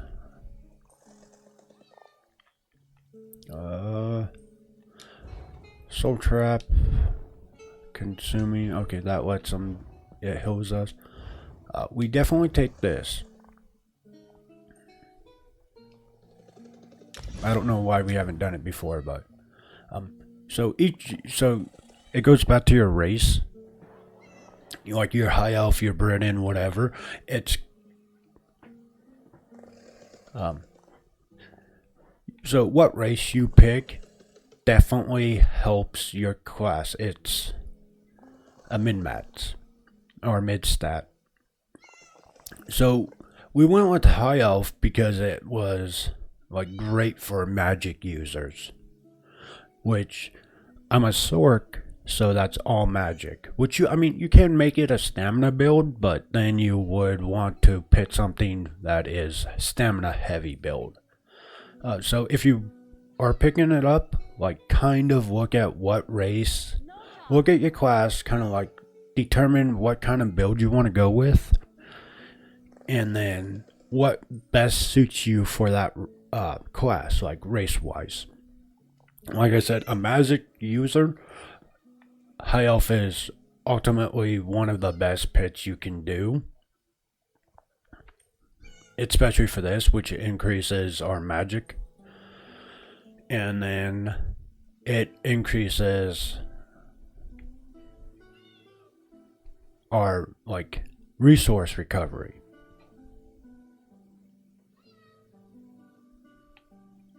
So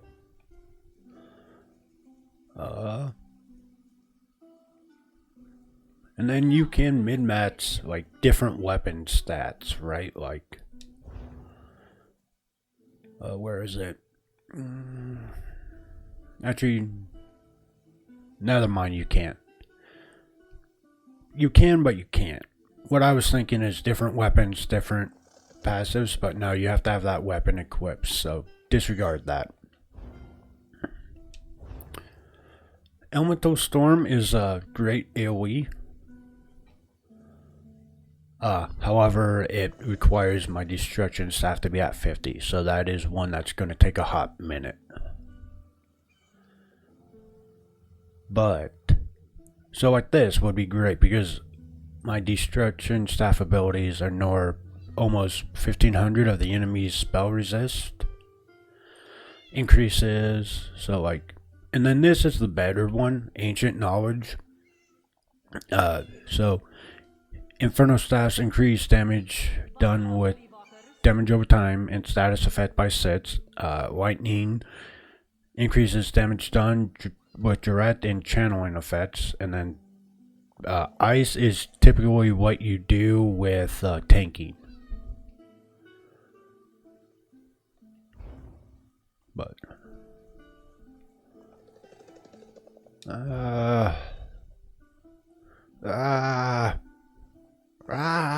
you know what? We'll take it. And we get rid of Soul Trap.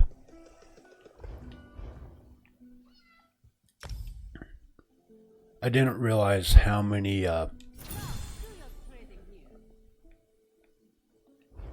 filled soul gems we had, which is a stupid lot, so we don't need to keep. Well, I mean, we do to get the skill up, or the skill line up, but look at me.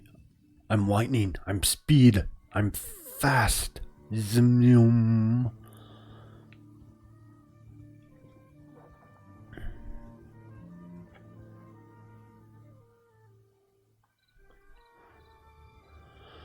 Oh, guys, since you are here, I have a question.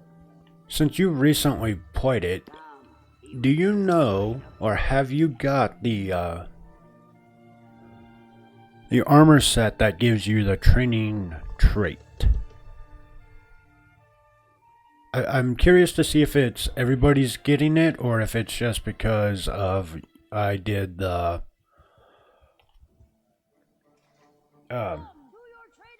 2025 like content DLC bundle.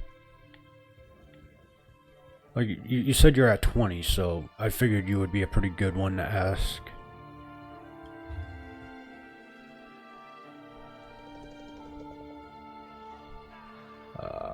Journal.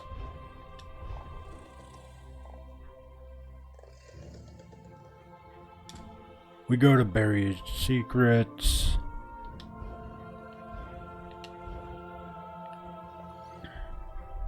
I got 20 on the little guy. No, I'm realizing that we didn't do as much story as I had initially planned. We've been just running around picking up mats and killing things and just shooting, just having a nice, lovely chat. I got distracted. Surprisingly, not as much by side quests as I thought I would have.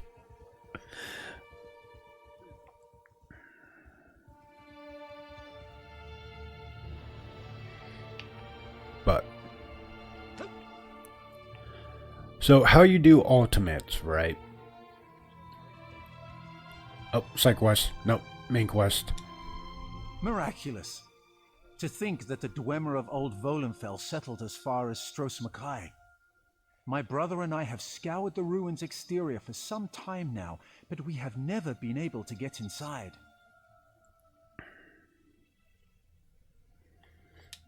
Several reasons. One is that Headman Bosek commissioned me to explore the ruins.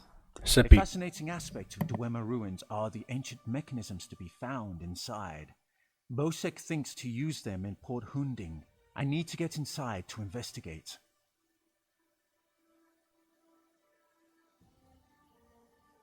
An excellent suggestion. I believe this automaton can unseal the door, if it can be reassembled and controlled. I have its control rod, but 2 focusing crystals seem to be missing.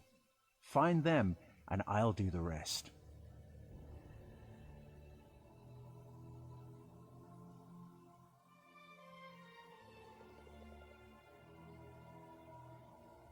Some call them dwarves, a race of brilliant artisans and metalworkers who possessed great ingenuity. I like how they have robots. They built vast, none can safe dim the gleam. Ah, I sped through it now. Whoops.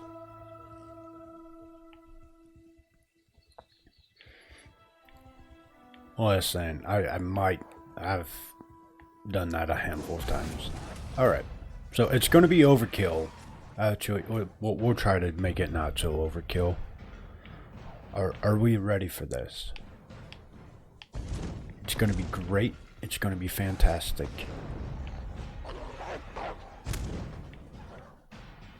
Alright, come on, come on, come on, come on. Yeah, we summon it.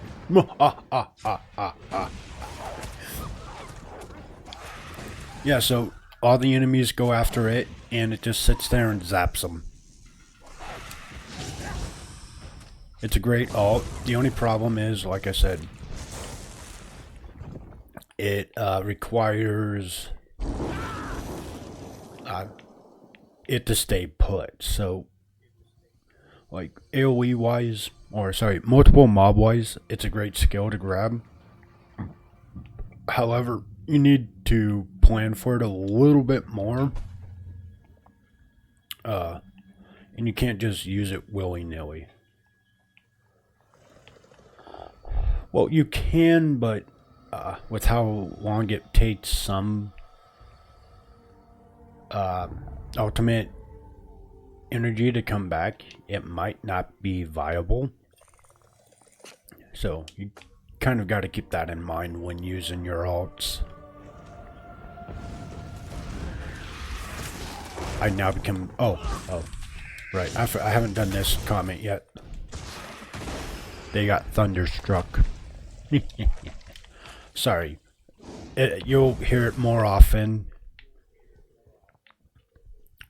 because my brain immediately goes to AC/DC's Thunderstruck song.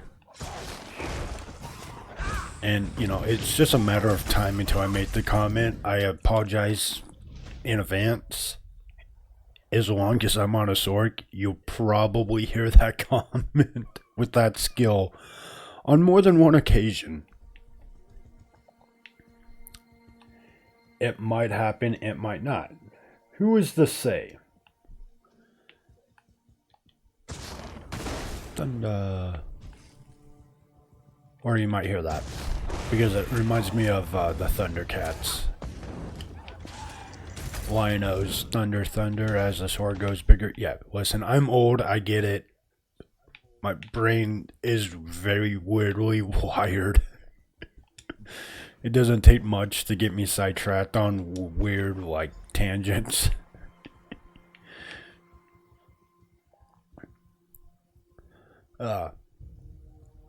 What I still am excited to hit 50. I will definitely,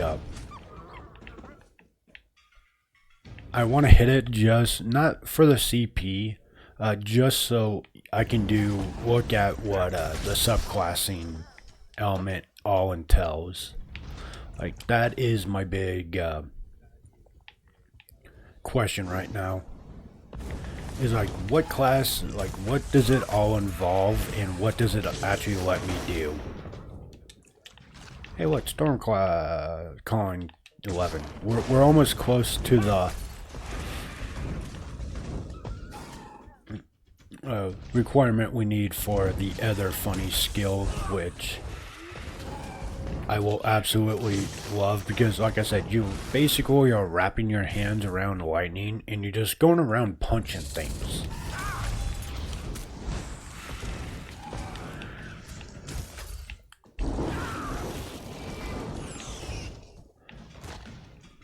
So this skill is pretty useful in the sense that it makes you faster, and I want to say it does damage to him over time. So as a mage, it's pretty beneficial. I'll actually have to go read it. Give me a sec. If not, I think it might just be a boost. Manifest yourself as pure lightning, zapping enemies. Cool. Yep, deals damage. Why in this form you also... Oh, so it is a buff. You get major resolve, increase in physical and spell resist by almost 6,000. That is pretty good. Pretty awesome. I think I might be mistaking it for Bolt, which is the one where you can just zip around.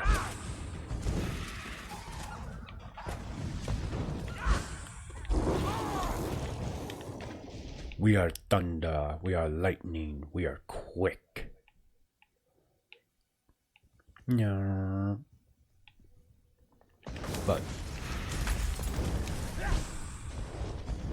I think we're over leveled.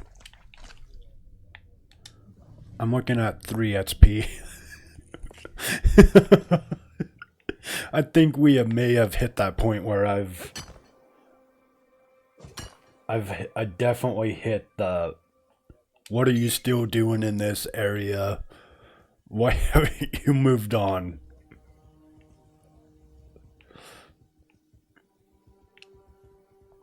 It's fine, don't worry about it.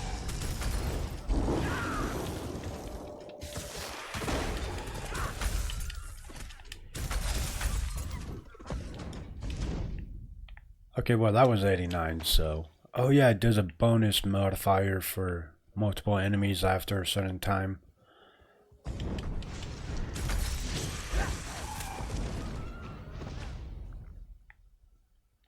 Alright, we go in the building.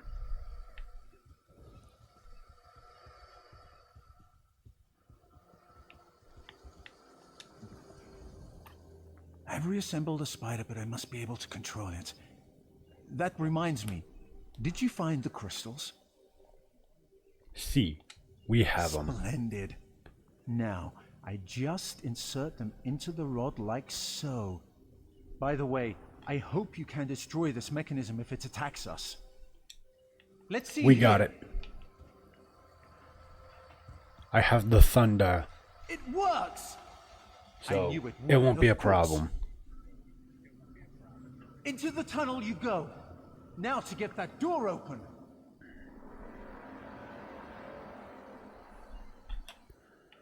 At long last, the Sark. The door will open. We'll talk of our next move inside. Yes.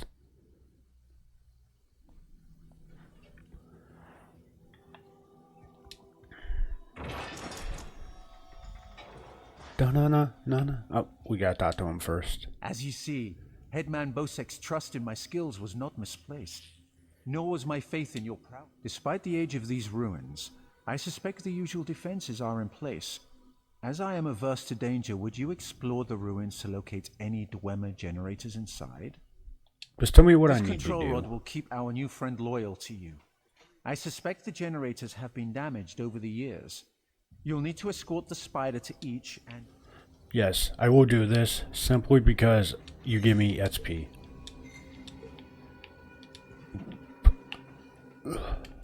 Alright. Thunderstruck. Oh. For some reason I thought lightning did more damage than that, but okay.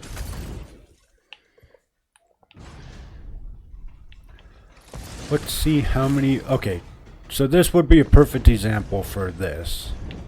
Come here, come hither. Come hither, y'all. Have fun.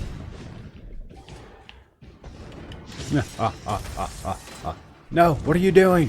You're supposed to fight this. Leave me alone. It didn't follow. They did not like my deceitful ways.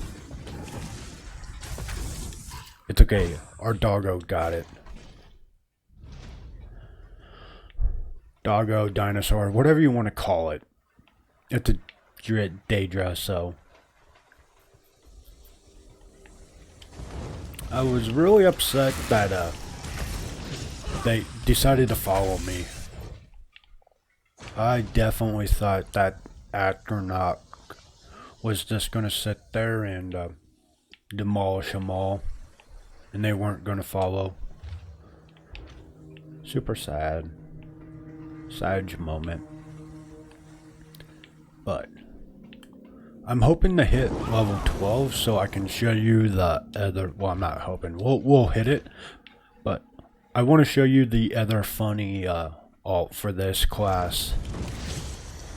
So you got the Storm Atronach, which I say is a pretty great one. The other one, however, is just hilarious because it's literally for a mage class. It doesn't have to be, but it typically runs towards mages. So it's really interesting to see. It's like, yeah, just wrap your hands in the lightning and punch things. It's like, I thought I was supposed to be a mage, like you are. But go ahead and just do that.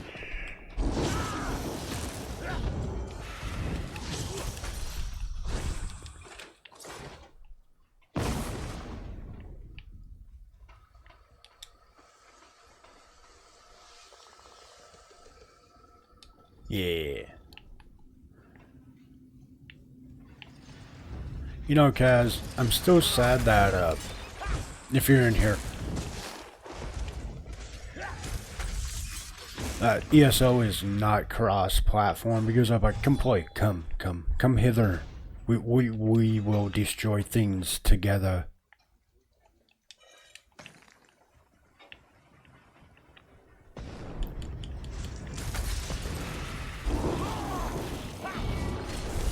I play on Xbox for anybody wondering. That way, if anybody's in here like, hey, let's play, like, okay, but one small tiny little bit problem. I'm on Xbox.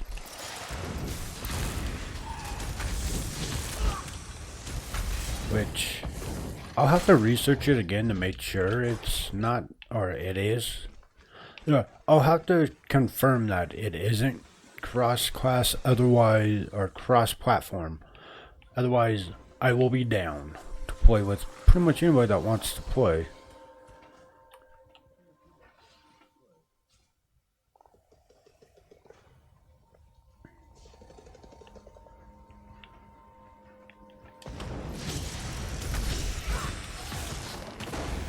Thunderstruck.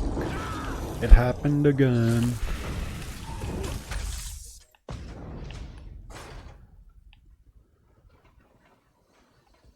Ooh, look at all these people. They got the flying one. Ah! Excellent work.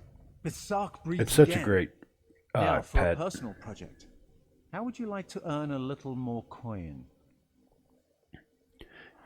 Listen, you said coin and XP. I'm all ears. As you see, we are not the first to enter Berserk. In truth, I accepted Bosek's request to explore these ruins only because they contain something I want.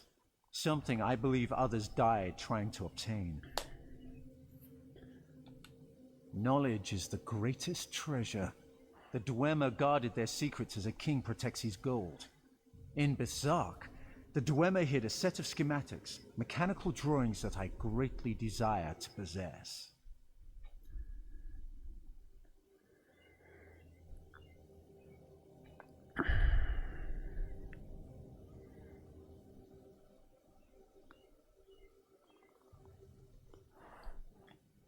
Okay, what do we get? Task.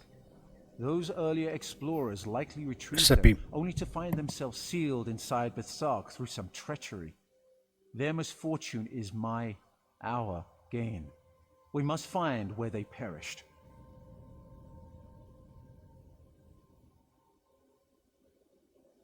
Let's go. We got this. Waiting on the other side of this door. You go Forward. XP. I want. Give the XP. I wonder how the queuing for dungeons has gotten over the years. The schematics were here. I doubt they escaped. We're talking about a Dwelvin dungeon. I'm like, oh yeah, I wonder how that's changed.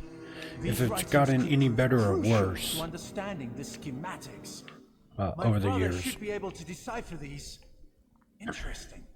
Continue looking for the schematics. I'll meet up with you shortly.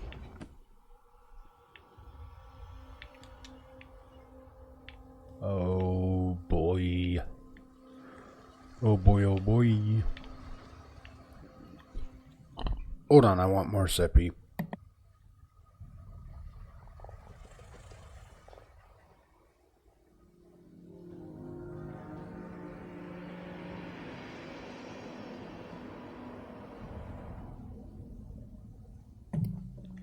Sorry, my throat's kind of feeling a little dry. Alright, so... Oh, spider. Get it.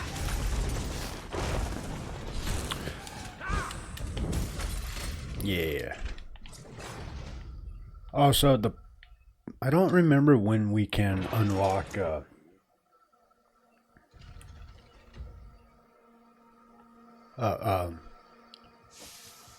jewelry crafting. I know it's pretty later on. What? Oh, they're down there. Alright. How long do you think we can fight these things for? Let's find out. Summon the... Do I get SP for this? I don't remember. I do not. No!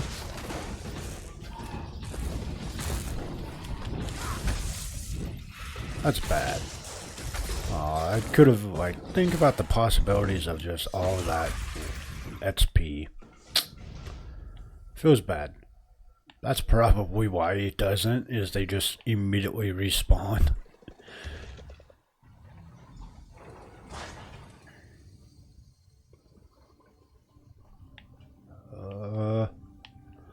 I really want... Let's see where we are with that skill set. Wait, no, that's not the right one. We might see it today. You know, we'll go until we see that alt. Like, that's kind of the goal for the end, because I've been goofing off. Didn't get as far into the questing as I should have. But, I will be doing this throughout the week. Like I said, I was thinking about it, like trying to make it into a besides the weekend stream. And just today alone has really got me invested into it back. So I'm gonna redo the schedule and then continue more of this, because this is too much fun to stick to just the weekend. Daedric Curse can be... I'm taking it.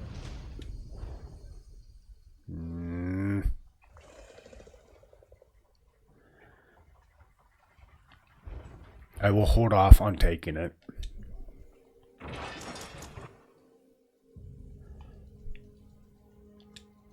Ah, there you are. I was just coming to... the schematics are mine at last. Splendid. You are here to help the captain now. What would you ask of me? I hear Killeen intends to head towards the Isle of Bednick.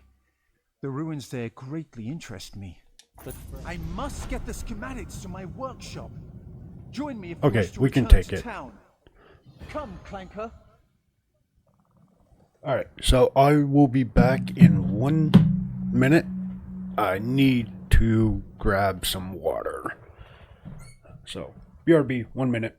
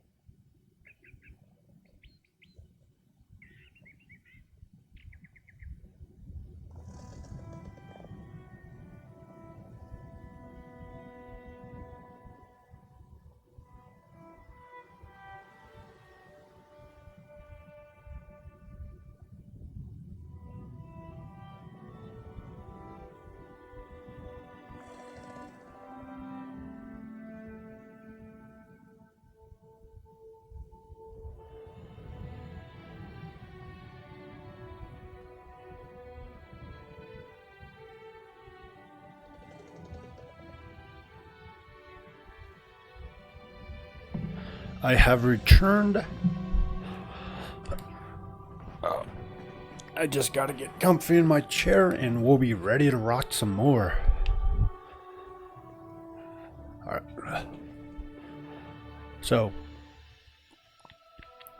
what I like, or what kind of water I got, it's plain water, but I want to see what everybody's opinions on this is. Would you happen to say plain water is better or worse than ice water?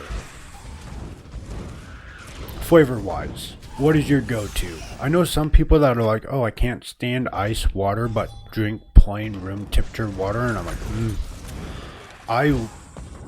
I'm the exact opposite, and it probably can be directed towards the fact that I have had jobs where I'm outside in the sun all day and there's no ice water. It's just like room temperature or kind of cooled water, and it's like, okay, but you have to stay hydrated. I can't stand, well, let me rephrase that. I can't, that's over dramatic. I don't much care for plain water. I don't much care for like kind of like semi-cooled water, like the taste of it. Now, if I had ice water, like just an unlimited supply of ice water, I could drink that all day. Like wouldn't like go to sodas or anything like that. I could literally just get down on ice water all day. I say that is now what are we going to do? Nothing. Definitely the best version of water. We can't leave Iriana to those jackals.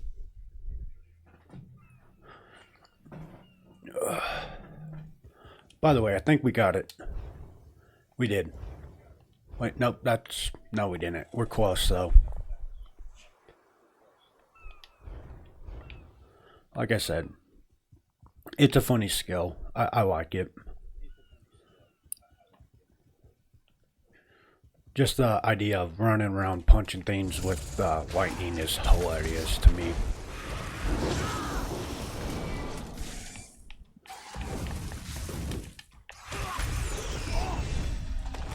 Cyrodiil awaits. That is a rough idea at level 10. Oh, that just feels awful. Like, yeah, you hit level 10. Congrats. Now go do PvP. That just seems like a poor choice. Oh, Dungeon Finder. Yeah, we were just talking about this. Excellent, excellent. Reminder, Mundus stones throughout Tamriel. When you interact with one, you gain a boon, which is a persistent buff you can only... Oh, I completely forgot about it. Excellent, excellent. We're a mage, so we go all into mage, or magic. And we got,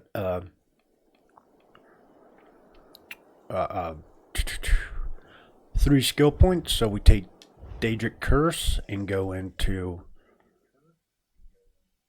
Morphin it. Reduces the cost and your Daedric summoning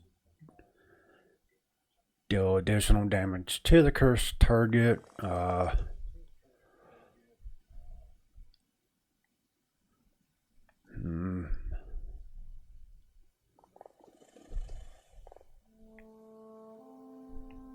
We go Haunted Curse, right? Like,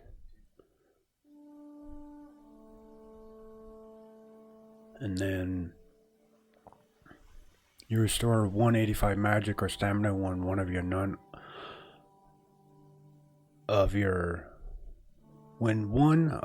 non-ultimate Daedric summon abilities in this area. That's not that great. It requires you summoning to basically be cancelled. But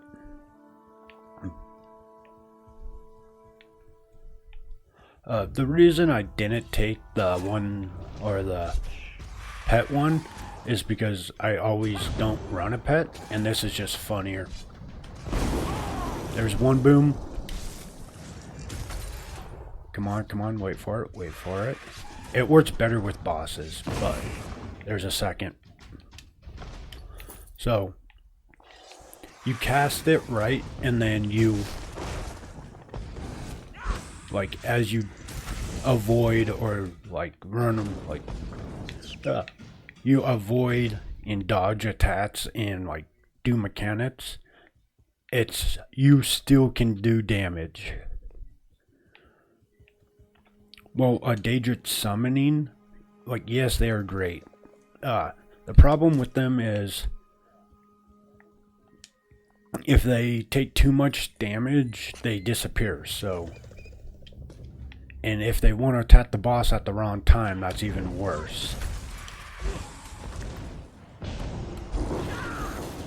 Thunderstruck. Again, I already apologize in advance. Like, it's gonna happen.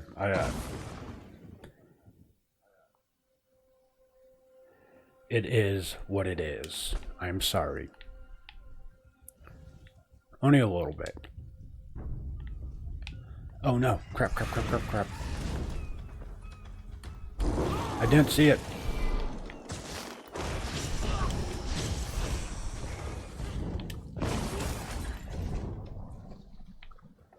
Woohoo! Alright, now we can free him. Shamal must leave this evil place. Yes, leave it. Leave all the loot from me. Loot and XP. It's all I require. You don't even have to feed me. Just give me loot and XP. Oh boy.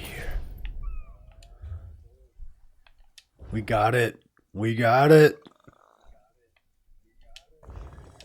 Overcharge. Assign. Yes. We're going to do the funny thing. And positive is we're already maxed out. Punchy. Like I said, I love the fact that you're going around punching enemies with thunder. Or tossing. Sorry, I lied. It's not what I thought it was. I'm sorry, I lied to you. I thought we were going to brawl. It is more you throw lightning at them. I'm a little let down now, but it's still a fun ability. Thunderstruck? Thunderstruck. It was less of a question, it was like more why didn't we do it? By the way, also with this one, it happens like the rechargeability on it is pretty fast. It's a pretty snap like rechargeability. No. I don't know. Maybe it's... I don't know. It feels like it's very short comparatively.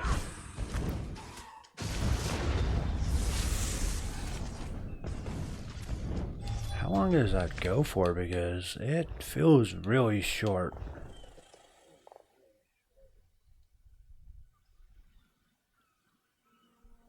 Oh, right. I understand what I was doing wrong now. So let's see if it does differently. Circle around. Use the, yeah. No.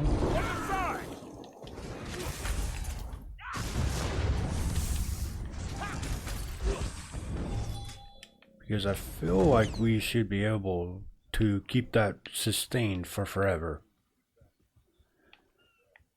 No.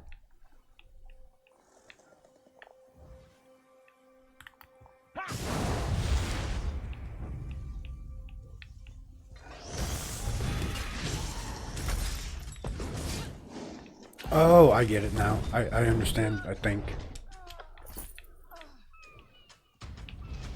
So, we can use it, we want to burn it, and then we, like, it deploys fast, though. Move, now! Play, now! Yeah. I like the Storm Astronaut better. Yeah, I thought this was more than what it was. No. Oh.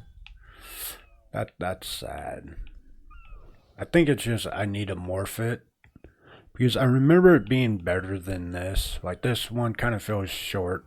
Like the duration. But overall, not too bad. Like I said, you can definitely use it. I thought the duration was longer.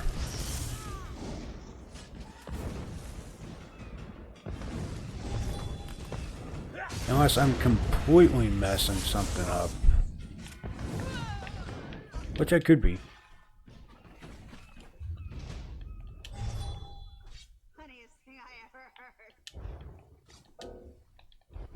We're in combat with who? Who are we in combat with?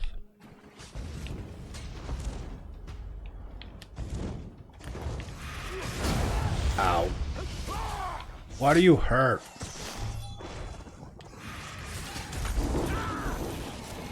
him thunder. Thunderstruck. Alright. That was the last one. I will show some resemblance of self-control and not yelling that every time.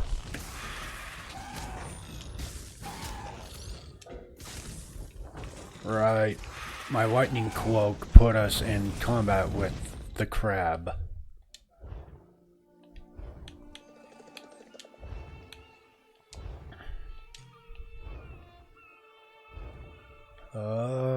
Skill-wise, is there anything else I would want to take at the moment?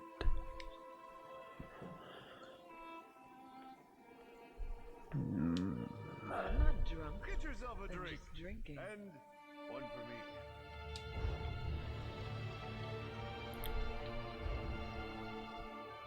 for me. Dark magic will get Daedric summoning will level up pretty fast because I have 3 skills based off that. 1 on the dark magic and 1 on 2 on storm cloak, storm calling. So, what is creates a nexus of energy dealing 600? I want to say that is an AoE, and then yeah, okay, so it is bolt that lets you like dash throughout the thing.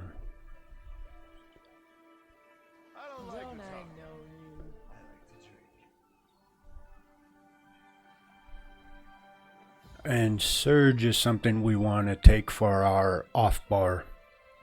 So you'll have 2 bars or 2 like loadouts for weapons, and you can swap between the 2. And how you can do that, right? You can either go 1 bar will be mainly like your buffs and debuffs, and then attack. So you got your AoEs and then your single target. That is one way to do it. And that's kind of what this is kind of representing, right? Like, so lightning form 20 seconds and then it reapply. You have to reapply it. Surge is 30 seconds, so you don't need skills like this. Sorry. To be on your like main active bar. Like those are buffs. And what you can do is get away with not like having your second bar be it's your like off bar. So it's you apply certain skills, like even my Daedric or my haunting skill now, I only use it once because I can only have 1 curse on an enemy at a time. Thank you. And then I'll try to make it back to Trelawney. there's to get the most benefit out of it. So that would probably be a back bar skill. You know, hit it up. Like I said, I only will use it, and then like so that's 2 skills that we're not using, and we can't use. Well, we can, but there's just no point. It would just reapply them. So the moment we can get our back bar, some skills will move. And like I said, you can do a lot of... There's a myriad of different methods you can do. I've seen some people where they use their back bar as their AoE and buff bar, and then their active bar. So as like your hard hitting single target like damage dealing. I will tell you now, from what I remember, your pet summoning, if you're running a Sorc, you have to have it equipped to that bar. So like you can't put the pet summonings on your back bar and then hop swap to your other bar. It doesn't work that way. Your weapon, the summoning has to be on the weapon bar that you're using. Now, can you bypass that a little bit. And when I mean a little bit, I mean instead of having to spend the magic to resummon them, you have it on your both bars, so your pet will always be there, and you don't have to worry about summoning it again. It's just going to be there when you swap.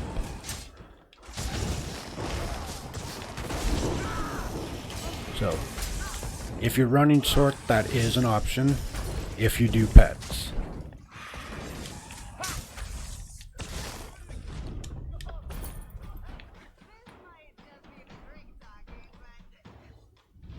Dun, dun, dun, dun, dun, dun, dun.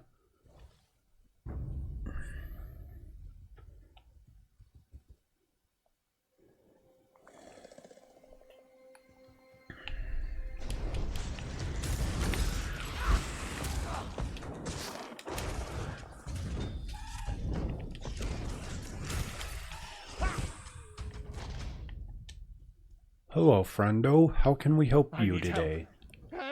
Help me. They're after me. The sea drakes. When it gets foggy, like last night, they play tricks with the lighthouse, lure ships aground. Drowned or captured. Captain Larissa's looking for them. You heard of crafty Larissa, right? Anyway. Find the monkeys. Got it. By the way, can we group finder find a group? Okay, so there's PvP, there's zone. I don't know what that is. Trials, arena, dungeons. Okay, cool. I don't know why it lets you find group finder and watch at 10 if you can't do. I don't know. Because I do know for a fact you could hit level 10 like before you get to like your first actual dungeon. That I do know. Oh wait, maybe it's because of PvP.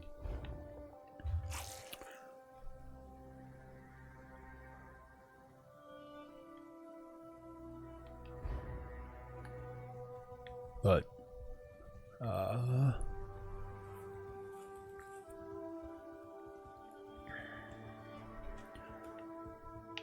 we'd be partying. We come back here.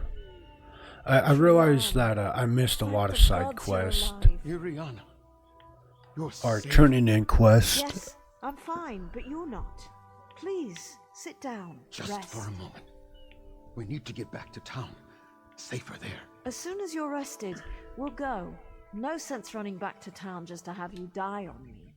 No, there That isn't. was neatly done, the way you got Iriana and Shamal back. That sea drake attack was the last straw. Iriana and I are going back to town and not leaving until we find a ship off this damned island. Take us with you. Iriana, we need to go. Take us with you. We want to leave the island too. Don't be selfish. Margrob and Othbug, keep an eye on Shamal. You got it, Iriana. Oh wait, that's why we're helping the captain. That's right. She promised to take us off this horrible island of pirates. I wonder if we'll find the One Piece here. What do you think? No? Okay.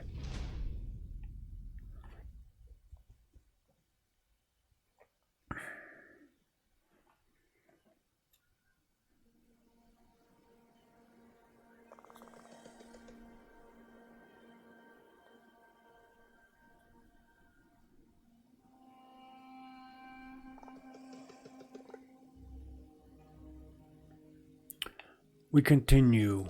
I really want to at least get pretty close to completing this area.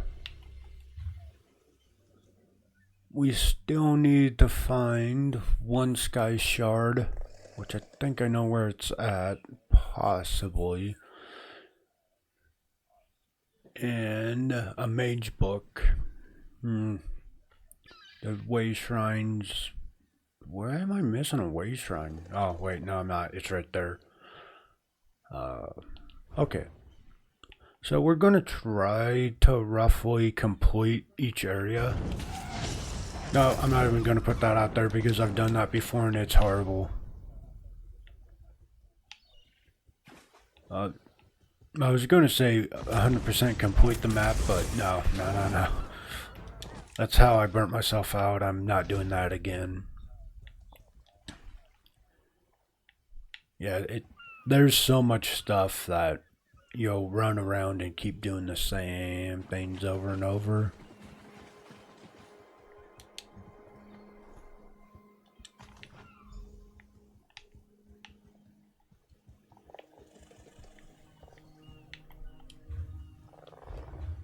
So, alright, cool. We go back to heading this way.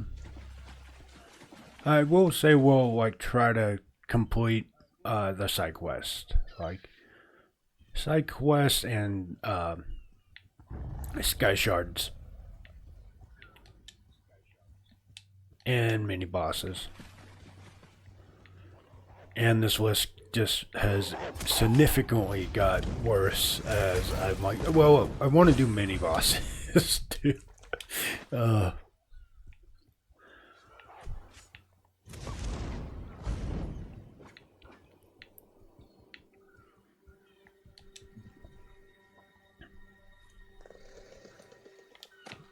know. If I stop looting every piece of item I see on the way to where we're going, would we have been done with this forever ago? Absolutely. 100%.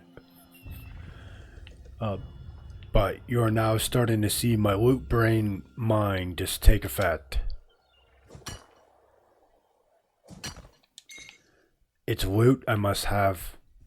My loot goblin is just active at all times.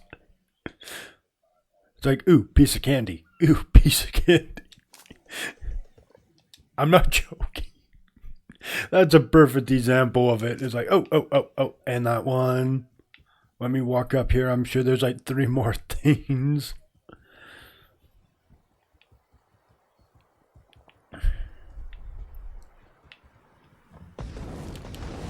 But one of the real reasons I do it is that way, like, as we get further into crafting, it would be really weird for me not get back here, to get into crafting.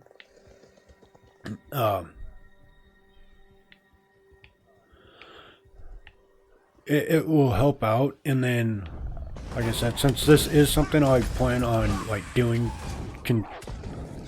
more on the regular basis besides just the weekend like I was talking about earlier. As we do it, I can actually help out other people. I mean, like I said, the style, they get what they get. But, and if it's not if it is crossplay, I can help out our boy Kaz and anybody else here in chat that, like, wants to get involved in Elder Scrolls Online and just would like a helping hand on, like, getting decent gear.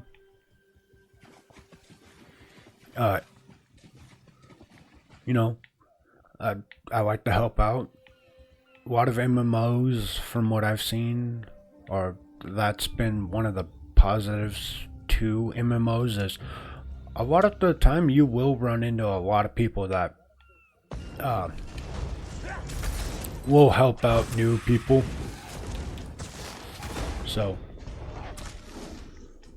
every time I've been on here and played, it's the community I've seen, which is probably one of the reasons I'm so willing to come back. Is if the community wasn't a good community, I don't think I would. Like I said, I haven't been on here in a while, so... But from what I remember, it's a pretty helpful community. I mean, obviously you got your trolls and kind of other players that like to be evil in game, but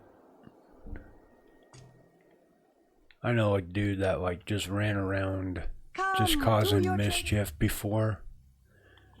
it was funny because he would do it and then like immediately turn around and like help people out. Like they're like, oh, he would troll them and then eventually be like, all right, what do you actually need, man?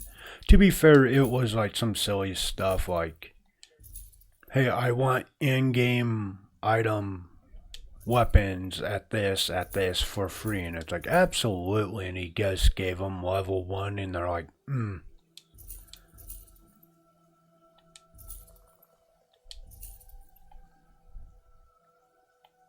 we don't destruct thing. So the little magnifying glass or whatever you want to call it, it look to the left of Gear's name, and that symbol right next to it is letting you know it can be researched. So like all of this can be researched. I know what you were about to ask if you saw it too. Why can this be researched? The whole point of it is to give you more points on destructing, and that's exactly what it is.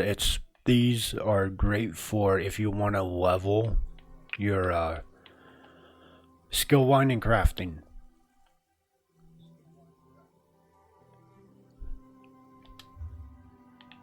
So what people do is they'll craft like relatively decent mid armor with that trait and then send it to other people and let them deconstruct it, which will boost their crafting capabilities.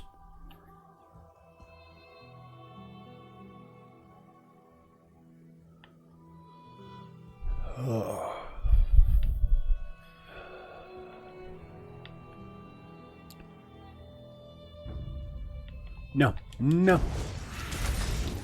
I don't want you.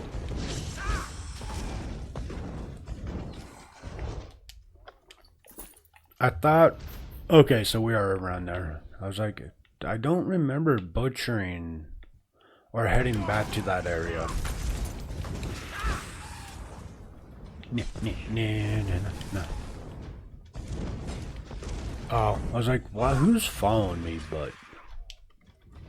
Yes? Sorry, dismissed.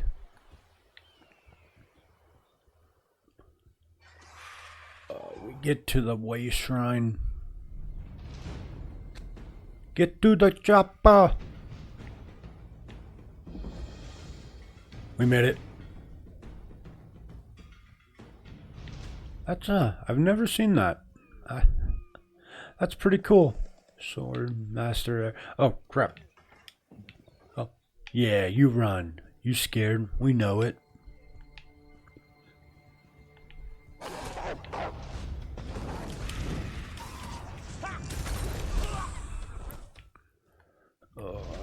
Da.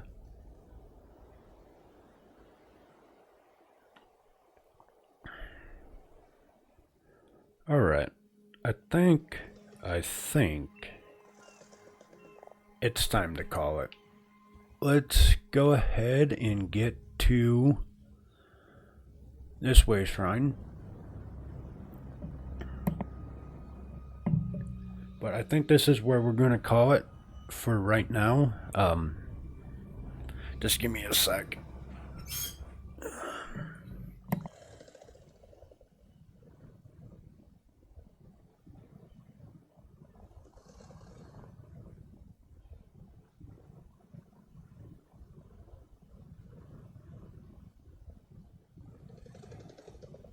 Alright, yeah, so this is where we're going to call it for right now. Like I said, this will be a I will bring this more throughout the week. So,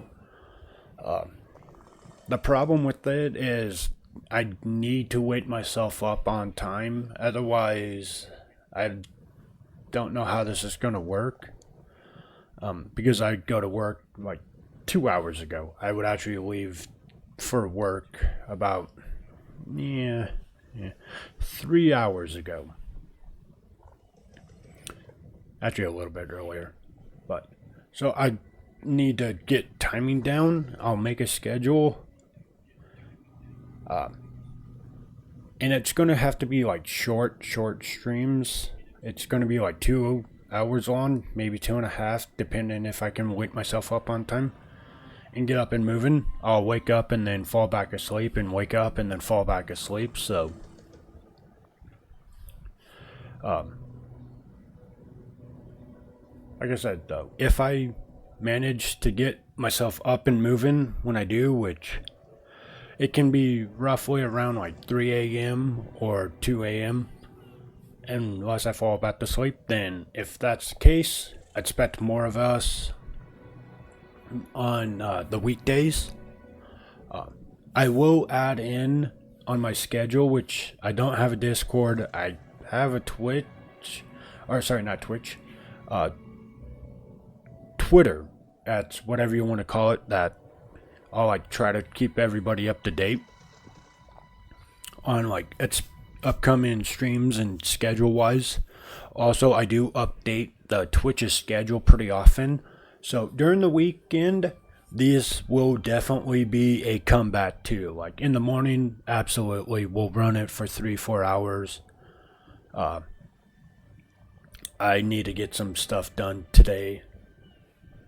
Otherwise, we would keep going. But so this will be continuing. I will try to get it throughout the week. Just it might happen, it might not. I will try though. I want to. Later today, surprisingly not, we will go back to hunting monsters, aka Monster Hunter Wilds. It's an open lobby, and everybody's welcome to join. The big thing I ask is don't bring in high-end items. Well, it's mainly don't bring in like in-game weapons into like the low hunts that we're at. The point of the low hunts we're at, because I have gone through it and more or less beaten the game, is I'm trying to hopefully get people that are on the fence to play Monster Hunter Wilds, or like people that are new to the franchise, some experience and help them out, and just give them a helping hand, because if you've never played Wild or a Monster Hunter game, it can be rough to learn a lot, like how the weapon should work and monster patterns by yourself. So the premise behind that is to help out like more new and returning people that haven't touched it in a while. So that will be at 5 PST. So that will run for about 4 hours, 4.5. But yeah, that is what's going on today. And then, yeah. So I just want to thank you all for coming out, joining me on this little endeavor and journey.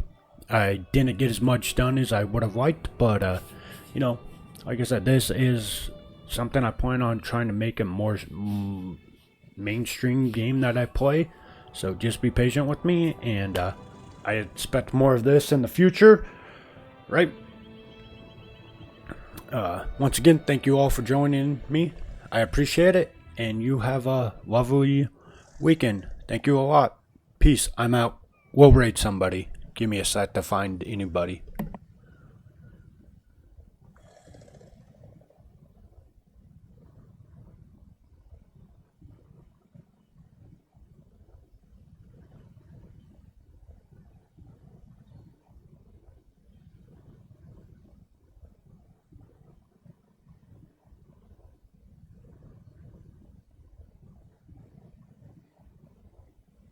I'll send us off over to Kaz. He was in here earlier, so again, thank you all for watching. I appreciate it. See you soon.